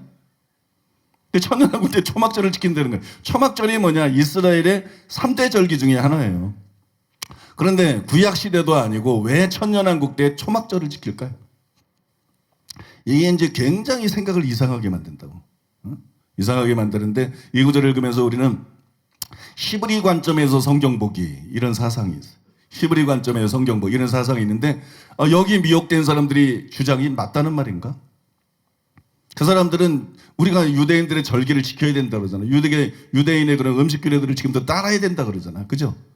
그리고 막 이름도 바꾸더라고. 이름도 이스라엘식으로 난 진짜 내가 속으로 꼴까하네 이래서 서울대 나온 목사인데 시브리 관점 서울대 영문과 나온 목사인데 그 시브리 관점 그쪽에 미혹이 되더니 이름도 막 바꾸더라고. 막 이게 진짜 미혹이 심각하고 사람들을 이상하게 만드는구나 막 그런 생각이 들더라고요. 그들의 말이 옳다는 말이야. 우리가 유대인들의 절기를 지켜야 되는 거야. 천년왕국 때 지키잖아요. 지금 초막절을 우리가 지켜야 되는 거야. 음식 규례를 따라야 되는 거야. 이런 의문이 막 생기잖아요. 얼마나 사람들이 또 이것 때문에 미혹되기가 쉽겠어요. 이런 의문은 이사야의 예언에서도 이사야의 예언을 읽을 때도 막 스멀스멀 올라와요. 이사야 66장 22절 23절에 보니까는 내가 지을 새하늘과 새 땅이 내 앞에 항상 있는 것 같이 너희 자손과 너희 이름이 항상 있으리라. 여호와의 말이니라. 여호와가 말하노라. 매월 초하루와 매 안식일에 모든 혈육이 내 앞에 나와 예배하리라. 이건 뭐 천년왕국하고 새하늘과 새 땅에 된 거예요. 그런데 초하루 월삭이잖아. 구약의 월삭. 초하루. 그 다음에 안식일에 모든 육자가 하나님 앞에 나와서 하나님 앞에 예배하게 된다는 거예요. 그러면 천국에서 이제 주일은 폐해지고 다시 구약의 안식일로 돌아가는 거야. 월삭도 부활이 되고, 그죠? 월삭도 부활이 되고, 막 이런 의문이 막 우리 속에 막 생기잖아요. 제가 이거하고 씨름할 때 나름대로 추측했던 것이 있는데, 나중에 보니까는 박윤선 박사님 주석에 보니까 박윤선 박사님이 내가 이렇게 추측해서 부목사님들하고 나눈 거하고 똑같은 말을 해놨더라고요. 박윤선 박사님이 여기 뭐라고 여기에 대해서 답을 했냐 그러면 이렇게 답을 했어요. 매 월삭과 안식일은 하나님께 예배드린 일에 대한 구약식 표현이다. 그러니까 여러분 너무 이렇게 복잡하게만 생각할 필요가 없어요. 이거는 구약식 표현, 그때는 구약이에요. 구약이고 미래에 될 일을 예언하는 건데 그때는 안식일밖에 없어요. 그때는 안식일, 월삭 이런 거밖에 없어요. 그러니까 그때는 주일이라는 말도 없고 주일이라는 개념도 없어요. 그러니까 이사야가 예언할 때 이사야의 핵심은 여기 안식일날 하나님을 예배하느냐 주일날 안식일이냐 주일이냐 이런 논쟁을 벌이고 있는 게 아니거든요. 미래에 이제 새하늘과 새 땅 시대가 되게 되면 모든 사람들이 그렇게 하나님을 경배하고 섬기게 된다. 그러니까 요거는 그냥 그 미래를 그 실체가 없기 때문에 구약식 표현으로 말한 거라고. 이걸 구약식 표현으로 말한 거지 이게 그때 되면은 뭐 안식일을 지켜야 된다, 월삭을 지켜야 된다 이런 얘기가 아니라는 겁니다. 그래서 여러분 성경을 보실 때 그냥 문자만 보지 말고 이걸 잘 보셔야 돼. 왜 이런 표현들을 쓰고 있는지 잘 이해를 하셔야 돼. 요거는 이렇게 설명을 할 수가 있는데 그러면 스가랴서에 나오는 초막절에 대해서는 어떻게 답해야 되느냐? 초막절은 뭐냐? 왜 초막절 지키는 게 나오느냐? 먼저 여러분 이 중요한 거는 6월절이 아니라 초막절을 지키라고 한 것이 굉장히 중요한 거예요. 이스라엘 절기 중에서 제일 중요한 거는 초막절이 아닙니다. 이스라엘 절기 중에서 제일 중요한 거는 유월절입니다. 그죠? 꼭 노예에서 해방되고 구원을 받은 거 아니에요? 그 구원보다 중요한 게 이게 구원의 예표잖아요. 예수님이 유월절 어린 양이시잖아요. 믿습니까? 이스라엘에서 제일 중요한 절기는, 아무튼 지구상에서 제일 중요한 절기는 유월절입니다. 유월절. 이 유월절인데, 근데 스가랴서에 의하면 초막절을 얘기했다는 거는 유월절을 안 지킨다는 얘기가 되는 거예요, 여러분. 오순절도 안 지키고 다른 절기들을 안 지킨다는 얘기가 되는 거예요. 초막절을 지키라는 얘기를 가지고 착각을 한다니까. 그러니까 모든 절기들을 지켜야 되는, 아니에요, 거꾸로예요. 여기서 초막절만 언급을 했다는 얘기는 더 중요한 절기들을 언급을, 다른 절기들을 안 지키고 있다는 걸 보여주는 거예요. 이해하십니까, 여러분? 다른, 안 이해가 되는 거 아니에요? 반응을 보니까 다른 절기들은 지금 지키지 않고 있다는 것을 말하는 것입니다. 그러면 왜 유월절이 아니라 초막절을 지키라고 했을까요? 응? 다른 절기를 안 지키는데 왜 유월절이 아니라 그러면 초막절을 지킬까요? 유월절이라는 게 뭐예요? 유월절이라고 하는 거는 예수님의 십자가를 통해서 성취가 됐죠. 예수님이 유월절 어린 양이시니까. 그래서 계속 지킬 필요가 없어요. 완성이 됐으니까. 예편대 성취가 됐으니까. 그죠? 그러니까 오늘 유월절 안 지키고 뭐 하면 돼요? 그게 성찬식이잖아. 예수님이 유월절이 됐을 때, 그죠? 제자들과 함께, 성찬식 한 거잖아요. 유월절 식사를 하면서 성찬식 한 거잖아요. 그죠? 그게 성찬식이라니까. 그러니까 우리는 유월절을 지킬 필요가 없어요. 히브리 관점 말한 것처럼 예수님은 유월절을 성찬식으로 지킨 거라고. 그러니까 우리는 성찬식 하면 되는 거예요. 믿습니까? 그러니까 유월절 지켜야 된다. 말도 안 되는 거야. 그거는 성취가 안 됐으니까 구약시대 때 유월절 지킨 거지. 예수님 통해서 성취가 돼서 실체를 드러내면서 이제 유월절 그 어린 양 식사가 뭘 뜻하는지를, 이건 내 살이다, 내 피다, 그러면서 예수님이 딱 밝혀주신 거잖아요. 그러니까 우리는 여러분 성찬식을 행하면 되지 유월절 지킬 필요가 없어요. 그러나 초막절은 조금 틀려요. 뭐가 다르냐? 초막절은 제가 계시록 7장을 여러분들에게 해석할 때 설명해 드렸잖아요. 초막절은 언제 완전히 성취가 되느냐? 새하늘과 새 땅이 도래할 때 성취가 돼요. 그죠? 새하늘과 새 땅이 도래할 때 하나님의 장막이 내려와서 사람들과 함께 영원히 살게 됨으로써 이게 성취가 되는 거예요. 그러니까 이거는 아직 성취가 안 된 절기예요. 성경에 나오는 구약의 모든 절기 중에서 성취가 안 된 유일한 절기가 뭐예요? 초막절이 아니죠. 나팔절도 아직 성취가 안 되지. 나팔절은 예수님이 재림할 때니까. 믿습니까? 아무튼 여러분, 근데 이거는 천년왕국 때잖아. 천년왕국 때. 그러면 나팔절도 성취가 됐지. 그때는. 그죠? 나팔절도 성취가 되고 다 됐어. 그건 천년왕국 때 이들이 초막절을 지킬 때 성경의 모든 절 중에서 유일하게 성취되지 않은 게 뭐예요? 초막절. 아직 새하늘과 새 땅이 도래하지 않았으니까. 아직 천년왕국 시대니까. 이해가 되십니까, 여러분? 아직 새하늘과 새 땅이 도래하지 않았으니까 여러분 초막절이 성취가 안 된 거예요. 그런 의미에서 초막절을 지키라고 하는 것은 유월절이나 다른 절기를 지키라고 하는 거하고 전혀 의미가 다른 것이라는 거예요. 그런 의미에서 초막절을 지키라 해도 문제가 없는 것이고, 초막절을 지키는 것은 다른 절기 지키는 거하고 전혀 문제가 다른 것이다. 그 다음에 또 하나 우리가 중요한 건 뭐냐면 초막절이라는 게 뭐냐? 초막절이라는 거는 뭐 광야 생활에서 하나님이 인도하신 거, 안전하게 인도하신 거, 그거 감사하는 것도 초막절인데, 초막절의 또 하나의 중요한 의미는 초막절은 추수감사절입니다. 초막절은 추수감사절이에요. 마이클 벤트리라는 학자도 초막절은 유대인의 추수절이기도 하다, 그렇게 쓰고 있어요. 초막절이라는 것은 실제로 처음 읽은, 아무튼 이게 추수절이에요. 여러분, 일례로 우리도 지금 신약시대 때지만 추수감사절을 지키잖아. 믿습니까? 추수감사절을 지키잖아. 그리고 똑같은 얘기지. 스가랴가 그 당시 미래의 추수감사절을 뭐 어떻게 표현하겠어? 구약 선지자인데. 그러니까 여러분 초막절로 표현하는 거지. 초막절로 표현해서 추수감사절은 모든 사람이 하나님을 섬기는데 이제 곡식을 걷어서 이 모든 것이 하나님이라고 하나님께로부터 왔다는 것을 모여서 하나님께 예배하고, 그거 너무 당연한 거 아니에요? 믿습니까?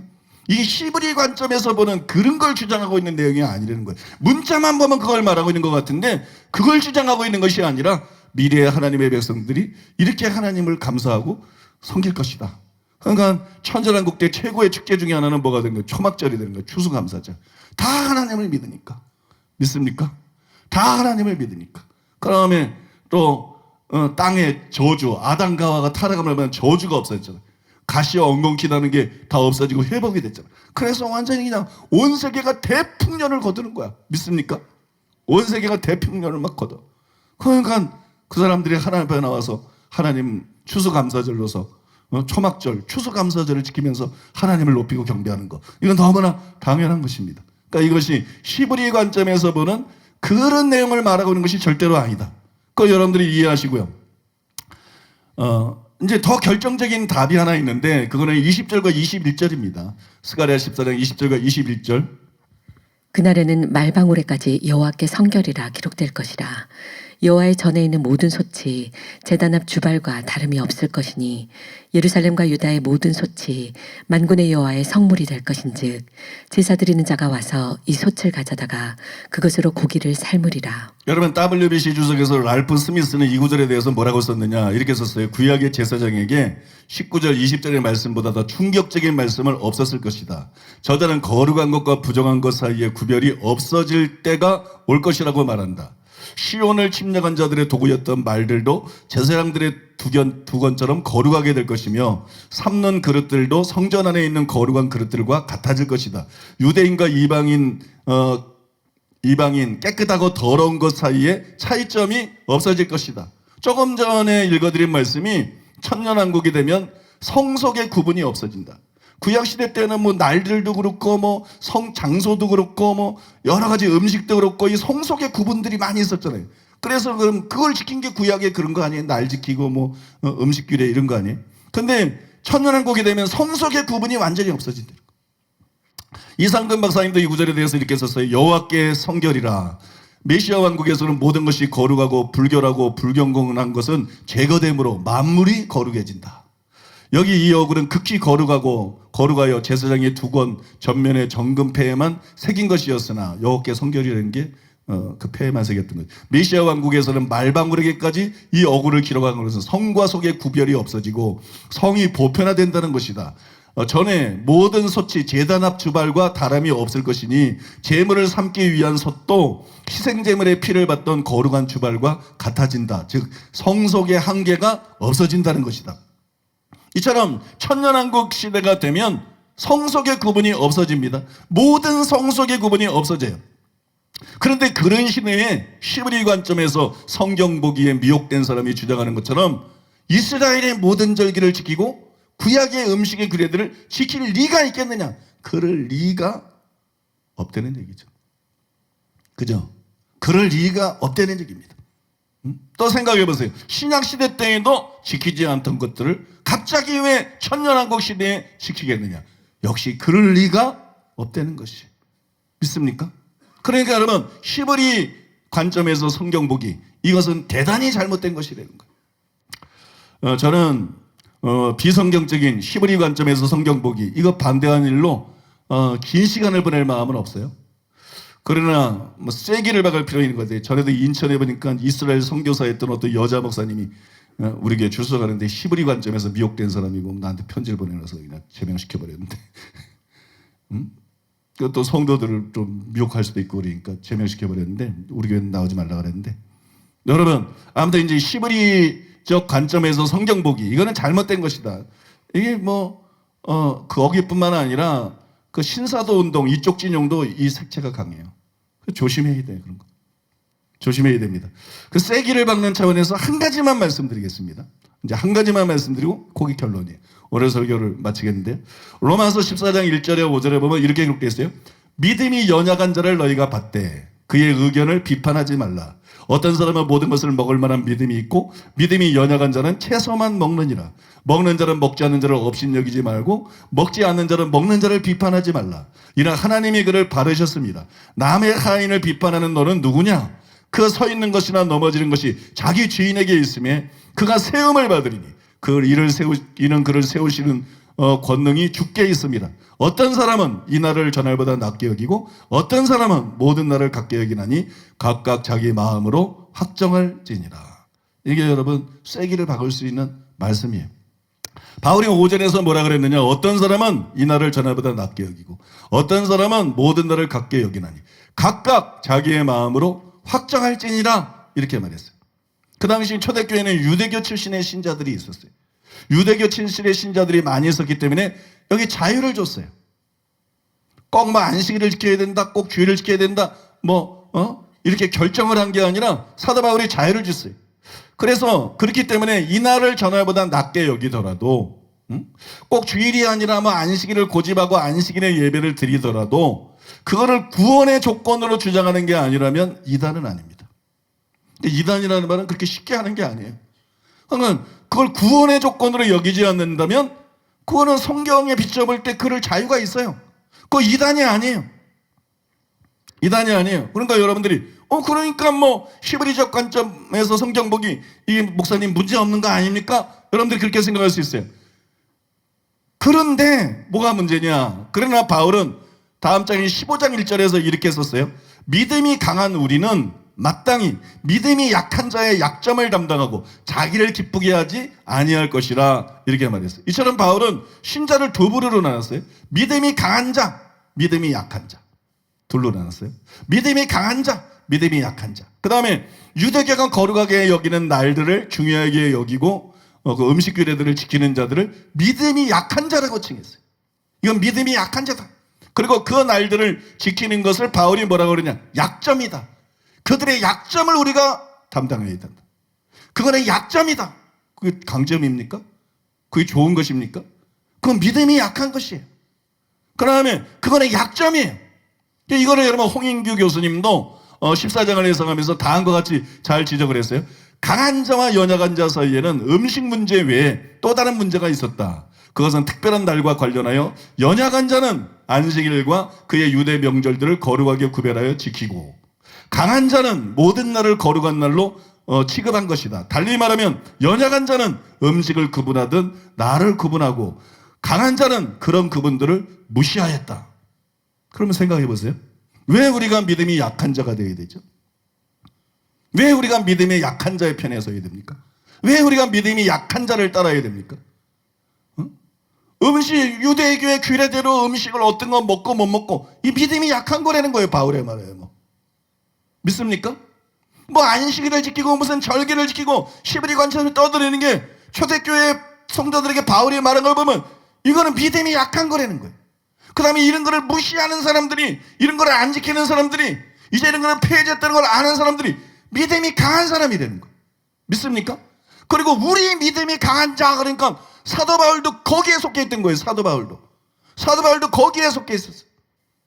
사도 바울이 무슨 뭐 전례도 행하고 그러지 않았습니까? 그거는 유대인에게 유대인같이 된 것은 그들을 구원하기 위해서 그냥 좀 맞춰준 것이지 그건 바울의 믿음이 아니에요. 바울은 우리 강한 자, 바울은 그런 거를 무시하는 데 속해 있는 거예요. 이해가 되십니까 여러분? 그런 거를 인정하지 개의치 않는 데 속해 있는 것이에요. 그런데도 히브리적 관점에서 성경 보기에 미혹된 자들은 바울이 믿음이 약한 자라고 부른 그런 신앙 행태를 정상으로 여기고 그거를 높이고 여러분 그거를 권장하는 거예요. 성경하고 완전히 거꾸로 하고 있는 거예요. 그 다음에 그들이 바울이 약점이라고 말한 것을 강점으로 여기면서 자기네들은 안식일을 지키고 자기네들은 절개들을 지키고 자기들은 구약의 음식의 규례를 지킨다는 거를 그게 잘하고 있는 것처럼 그렇게 떠들고 있지 않나요?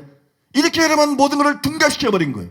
그래서 그것은 분명히 성경에서 벗어난 것입니다. 믿습니까? 명백하게 이단이다 아니다 그거는 더 따져봐야 될 문제고 우리가 함부로 말할 수 없는 거지만 분명히 이거는 미혹이다. 이거는 비성경적인 것이고 이거는 성경을 곡해한 것이고 착각한 것이고 분명히 이것은 미혹이다. 이거는 확실합니다. 믿습니까? 그러니까 여러분 혹시라도 여러분 중에 히브리적 관점에서 성경 보기에 끌리는 사람이 있다면 당장 그런 말하는 사람하고 관계를 당장 관계 끊으세요. 전화 끊어요. 받지 마요. 만나지 마요. 만나지 말고 듣지 마요. 사람은 키가 얇아요. 저 말도 안 되는 H 채널에 나오는 그런 말들도 믿음이 어린 사람이 그래서 진짜 뭐 성경 가짜인가 봐, 예수님 가짜인가 봐, 뭐 실제 인물이 아닌가 봐, 뭐 성경 다 그냥 제자들이 꾸면 얼마든지 여러분 그렇게 될 수 있는 게 인간이에요. 믿습니까? 인간이 믿음은 들음에서 나요. 들음은 그리스도의 말씀으로 말미암느니라. 그리스도의 말씀을 들으면 믿음은 생기지만 그리스도의 말씀이 아닌 잘못된 말을 들으면 의심이 생기는 게 당연한 거예요. 여러분 믿습니까? 오늘 여러분들이 말씀을 들으니까 믿음이 생기잖아요. 오, 맞아. 기독교는 종교가 아니야. 그죠? 목사가 저렇게 말하는 건 처음 들었어. 응? 응? 지가 무서웠대. 성경이 틀릴까봐. 그리고 그거 틀리면 난 목회 그만두고 난 진짜 그랬다니까. 난 틀리면 난 목회 그만두고 난 이제 뭐하고 먹고 살지. 난 잘하는 것도 없는데 이제 그림도 못 그리는데 그림도 다 붓대 꺾어버렸는데.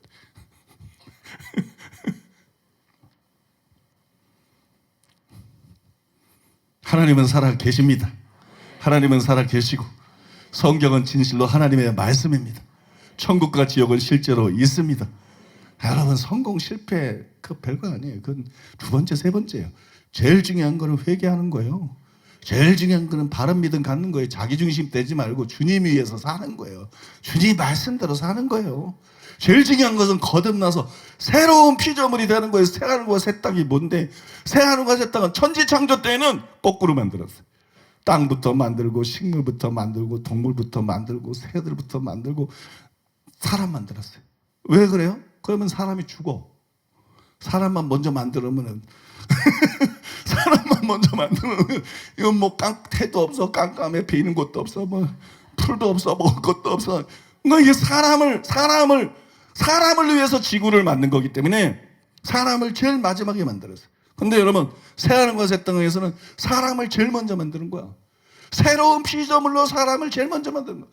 나중에 자세히 설명드리니 천년왕국이 도대체 왜 있나? 왜 천년왕국이 돼야 새로운 피조물이 된 사람이 새로운 피조물이 된 게 영에서 시작해서 몸으로 완성이 되는 건데 천년왕국 끝이 돼야 하나님이 구원하기로 작정한 모든 사람들이 영이 거듭날 뿐만 아니라 몸이 변화되는 영화까지 이루어져서 여러분 새로운 피조물이 완성이 되는 거예요. 주님이 저에게 계시해 주신 거예요. 어느 책에도 안 나와.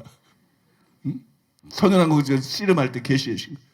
그래서 여러분 하나님이 구원하기로 한 교회 에베소 2장 10에서 새 사람이라고 말한 거 이것이 사람이 완성되고 나면 그러면 천년왕국하고 다른 완전한 세계를 새하늘과 새 땅을 만드는 거예요.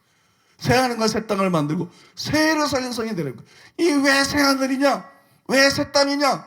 왜 새 예루살렘 성이냐? 이게 처음 하늘과 처음 땅하고 다르니까 그런 의미도 있어요. 더 놀라운 의미가 뭐냐면 요거는 새로운 피조물을 위한 그들에게 맞는 그들에게 적합한 새하늘이다. 그들에게 적합한 새 땅이다. 처음 하늘과 처음 땅은 아담에게 맞게 지어진 거예요. 그 새하늘과 새 땅은 여러분 우리는 부활함으로 예수님처럼 되는 거예요. 믿습니까? 요거는 예수님께 맞는 곳이에요. 예수님께 맞는 것. 거듭나고 완전히 영화롭게 된 성도들에게 맞는 곳이에요. 믿습니까? 그게 여러분 새하늘과 새 땅, 새 예루살렘 성인 거예요. 거기가 고향이에요. 거기가 종착지예요. 거기 가야 돼요. 거기 안 가면 다 소용없어요. 큰 교회에서 뭐해? 유명해져서 뭐해? 다 소용없어. 돈 많이 벌어서 뭐해? 공부 잘해서 뭐해? 다 소용없어. 다 소용없어. 반드시 거기 가야 됩니다. 이 시간에 여러분 자기를 돌아보고 여러분 대부분 회개하셨겠지만 그래도 회개 안 하는 사람들이 있어. 그래도 회개하는 사람들은 죄를 끊어버리고 회개하고 하나님을 회개하고 자기 중심 되지만 네가 뭔데 그렇게 네 중심 예수님 중심 되지. 예수님 중심. 믿습니까? 주님 말씀대로 살고 주님 위에서 살 생각이지. 응? 그렇게 마음대로 바꾸고 성령으로 거듭나고 기도에 성령 충만 받아서 죄 이기고 하나님 말씀대로 살고 사람은 행복이 뭔지를 알아야 돼. 천국이 뭐냐? 천국 하나님의 나라를 먹는 것과 마시는 것이 아니고 오직 성령 안에서 의와 평강과 희락이다. 성령을 통해서 내가 바뀌는 거 그게 천국입니다. 그게 마음의 천국이에요. 돈 갖고는 천국이 안 돼. 몸만 좋아. 지식이 대학교 합격 판검사 돼도 그게 마음은 천국이 안 돼. 대통령이 돼도 세계를 다 줘도 마음은 천국이 안 돼. 마음의 천국은 내가 바뀔 때 되는 거야. 내가 바뀔 때. 성령을 통해서 내가 바뀔 때 마음에 그때 진짜 평화를 느끼는 거야. 진짜 평화, 진짜 평화, 진짜 기쁨, 진짜 안정감, 진짜 행복. 그게 천국인 거야. 믿습니까? 그러니까 사람은 회개하지 않고는 행복해질 수가 없는 거야. 바뀌지 않고는 행복해질 수가 없는 거야. 거듭나지 않고는 행복해질 수가 없는 거야. 죄를 이기지 않고는 행복해질 수가 없는 게 인간이야.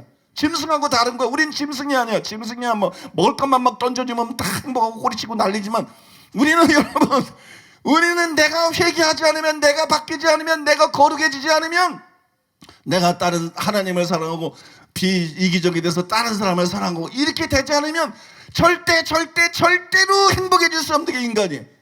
그렇게 존귀한 게 여러분이에요. 그러니까 여러분 좀 제발 행복해지시기 바랍니다. 나 할 말 너무 많은데 빨리 끊어야 돼. 제발 행복해지시기를 바랍니다. 이 시간에 행복해지는 여러분 되시기를 바랍니다. 올해 가기 전에 행복해져야 돼. 내년 되면 행복해져야 돼. 다 소용없어. 행복해져야 돼요. 여러분 믿습니까? 행복해져야 돼. 내가 신앙생활 해보고 목회 오래 했는데 다 소용없더라고.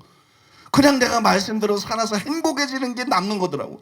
그게 제일 중요한 거더라고. 아무것도 그 이상은 없더라고. 이 시간에 주님 저 행복해지기 원하시죠? 주님 저 행복해지기 원하시죠?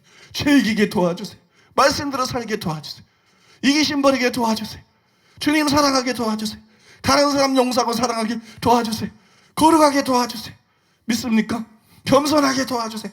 이 시간에 우리 기도할 때 성령님이 강하게 역사할 줄로 믿습니다. 여러분 도와질 줄로 믿습니다. 주여 삼창하고 통성으로 기도하겠습니다. 주여! 주여! 주여! 주님 감사합니다. 주님 감사합니다.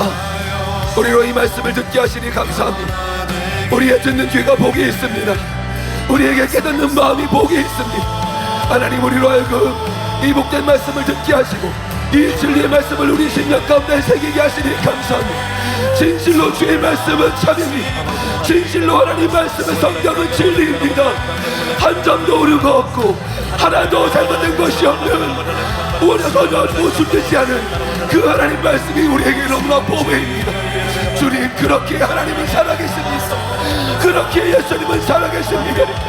그렇게 성령님은 살아계십니다. 하나님께서 우리에게 이 복된 말씀을 주셨습니다. 주님께서 겸손한 마음으로 이 말씀을 구하는 자들, 다리 목사님께 이 말씀을 깨닫게 하시고 우리로 하여금 이 말씀을 들을 수 있도록 이 자리에 앉게 하셨습니다. 주님 더욱더 우리에게 겸손의 은혜를 부어주시면서 이 말씀을 듣고 깨달을 수 있도록 겸손의 은혜를 더 부어주시면서 이 말씀이 얼마나 중요한지 주님이 이 말씀을 들음으로 우리에게 행복하라고 말씀하신 것이 무슨 뜻인지를 알게 하여 주시면서 이스라엘아 너는 행복자로다. 이스라엘아 너는 행복자로다. 주님 말씀하셨습니다. 주님 우리가 진실로 이 말씀을 붙잡고 이 말씀의 거함으로 말미암아 참 이스라엘 백성 참된 행복한 사람들 되게 하여 주시면서 주님은 우리에게 말씀하십니다. 우리에게 복을 막아줬습니다. 세상을 지으시고 복이 있으라 말씀하셨습니다. 주님 우리가 이 복을 받아 누리기 원합니다. 주님의 이 크신 복을 받아 복된 자의 삶을 살기 원합니다. 주님이 이 말씀을 듣는 자가 복이 있고 읽는 자가 복이 있고 지켜야 하는 자가 복이 있다고 했습니다. 그 복을 받아 누리게 하시면서 이 복을 받아 누리게 하시면서 복 있는 자가 되라고 말씀하신 주님, 진실로 이 말씀 안에 거함으로 진실로 이 말씀을 붙잡음으로 진실로 이 말씀을 따라 삶으로 복된 자가 되게 하소서. 주님이 우리에게 주관하시는 모든 복을 온전히 받아 누리는 행복한 자들이 되게 하여 주시옵소서.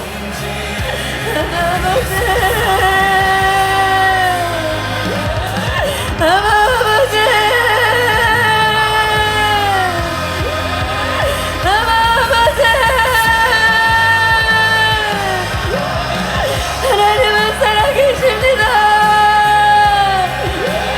하나님은 살아계십니다. 하나님은 살아계십니다. 그 하나님이 나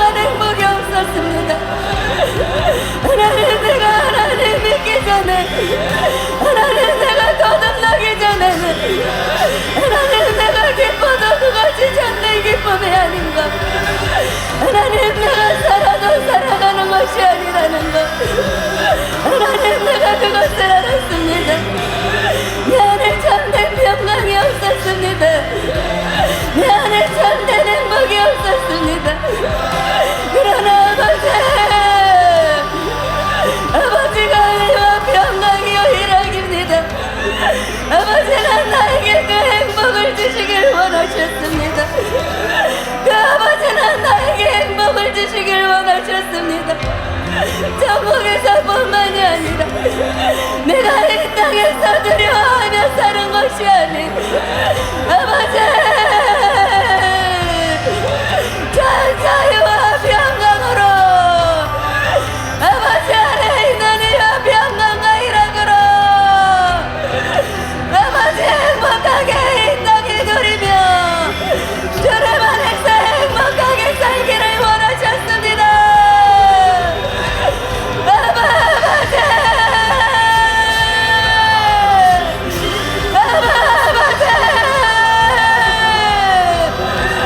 나는 말할 수 있습니다.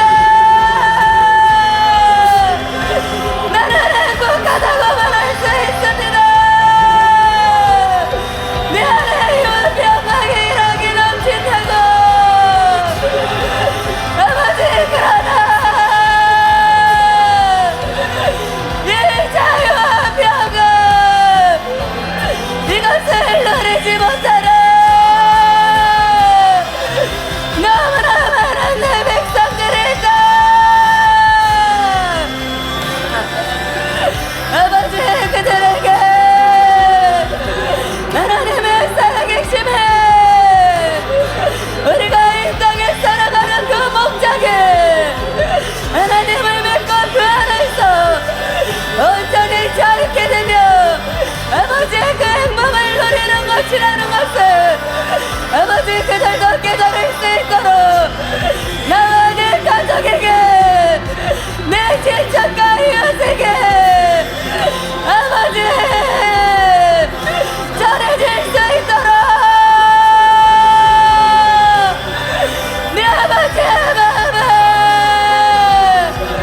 내 아버지의 마음에 하나님을 전해지도록 주를 역사하여 주시옵소서. 우리가 또다시 깨어지기를 원합니다. 하나님, 우리가 아직도 남겨놓은 부분들이 있다면 하나님의 시간 완전히 깨어지기를 원합니다. 하나님, 천년왕국에 대한 말씀을 들을 때마다 새하늘과 새 땅에 대한 말씀을 들을 때마다 우리 안에 기대감과 소망들이 일어납니다.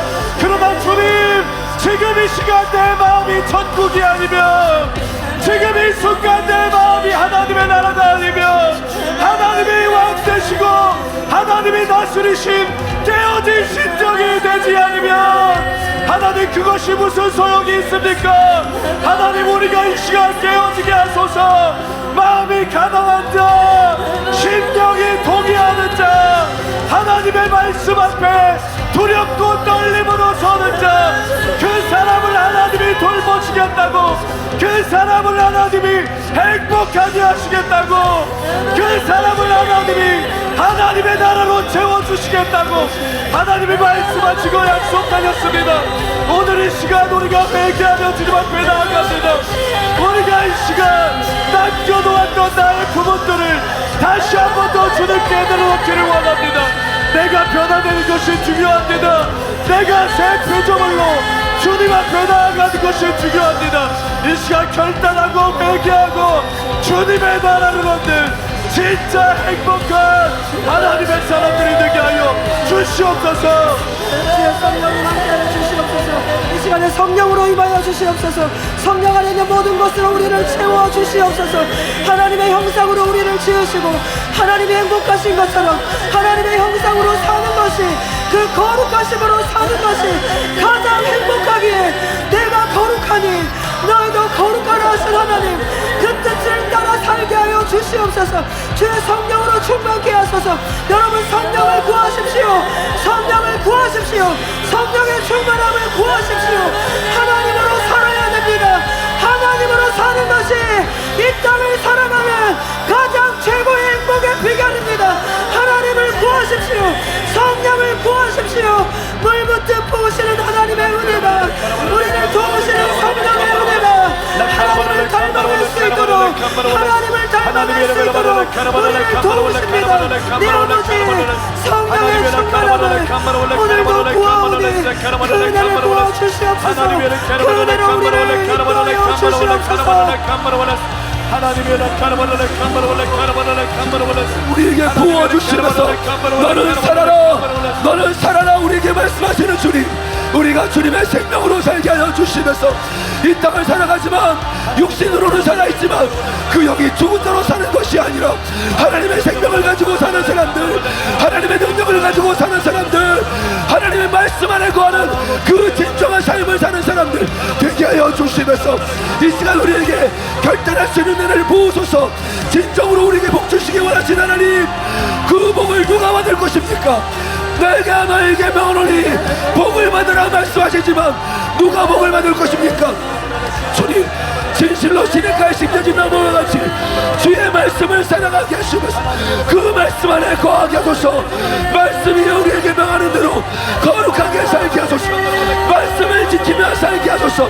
주의 뜻을 사활적으로 붙잡는 우리가 되게 하여 주시면서 주의 계명은 무거운 것이 아닙니다. 주의 계명은 무거운 것이 아닙니다. 주님, 주님과 함께 멍에를 mer게 하소서. 주님과 함께 이 짐을 지게 하소서. 주님과 함께 주의 말씀을 따라가게 하소서. 좁은 길을 가게 하소서. 생명의 좁은 길을 가게 하소서.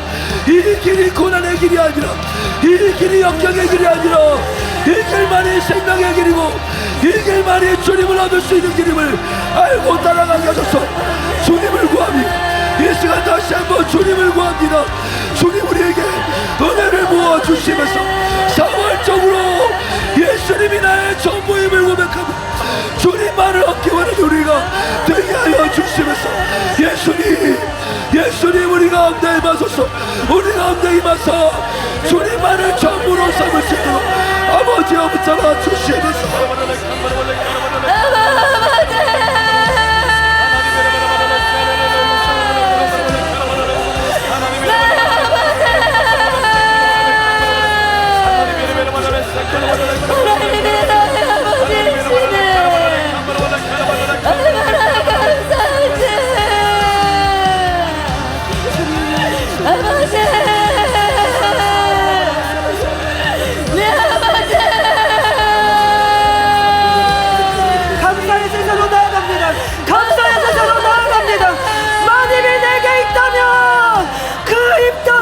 주님을 찬양하고 감사하며 살리라. 영원히 감사하며 살리라. 초막절이 매일이 되어야 됩니다. 감사의 제사로 나아가리라. 감사의 제사로 나아가리라. 영원한 행복을 주신 하나님께 감사의 제사로 나아갑니다. 주님 앞에 감사를 올려드리십시오. 나의 하나님, 그 뜻이 어찌 그리 아름다우신지요. 그 선하신 뜻이 우리를 얼마나 주시기를 원하시는지 하나님, 감사의 제사로 나아갑니다. 우리의 찬양을 받으소서. 우리의 경배를 받으소서. 영원한 노래를 받으소서. 행복하기를 원한다. 나는 너희가 행복하기를 원한다. 살아계신 아버지 되신 하나님의 말씀을 듣습니다. 심령이 가난한 자가 진짜 행복한 것이라고, 자기 죄로 인해서 애통하는 자가 진짜 행복한 것이라고, 그저 행복하다고 가정하는 것이 아니라 자기 마음에서 하나님 때문에 동의할 줄 알고, 자기 마음에서 자기 죄 때문에 내가 얼마나 부족하고 내가 얼마나 하나님 앞에 연약할지를 알고 애통하는 자가 진짜 행복한 자라고, 하나님의 나라를 기업으로 얻는 자라고, 하나님의 말씀을 우리가 붙잡습니다. 하나님의 말씀 앞에 우리가 섭니다. 주님, 우리가 이 시간에 진짜 행복한 자들로 일어날 수 있는 길을 여신, 진리를 허락하신 주님 앞에 엎드리며 나아갑니다. 주님, 우리가 이 시간에 행복한 자들이 되게 하여 주옵소서. 주님 앞에 감사할 수 있는 진짜 행복한 자들로 일어나게 하여 주옵소서. 주님만의 길이요 진리요 생명이십니다. 나의 길이 되신 아버지, 진리이신 아버지, 생명이신 아버지, 이 땅에서 행복을 누릴 수 있습니다. 이 땅에서 아버지 안에서 참된 천국을 누릴 수 있습니다. 의와 평강과 희락을 누릴 수 있습니다. 자유를 누릴 수 있습니다. 아버지 역사하시는 주님을 찬양하며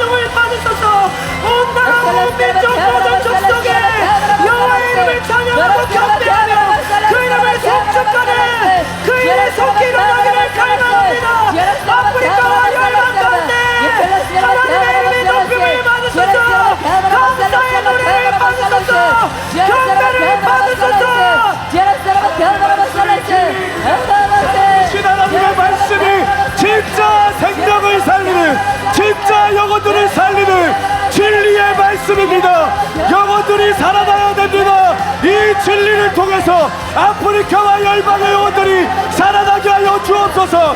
살아계신 하나님의 말씀을 통해서 열방의 영혼들이 주께 돌아오게 될지어다. 주께 돌아와서 주님께 영광 돌리고 주님을 높여드리게 될지어다. 송축하게 될지어다. 아프리카의 행복을 아버지의 평강을 아버지의 역사하소서.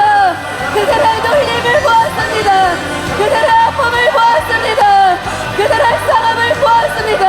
하나님은 아프리카의 땅의 문을 여시고 그들에게 진정한 자유와 평강과 행복을 주시기를 원하시는 내 아버지의 그 일을 이루실 주님을 찬양하며 경배합니다.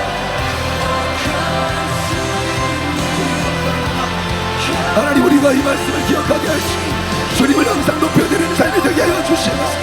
주님, 우리를 통하여 영광을 받으소서. 조막들의 모든 민족이 주님께 나와 이름을 높여드릴 때 주님, 우리가 드릴 것은 감사와 찬양밖에 없음을 고백합니다. 주님, 온 민족으로 온 열방을 통하여 높임을 받으시면서 경배와 찬양을 받아 주시옵소서.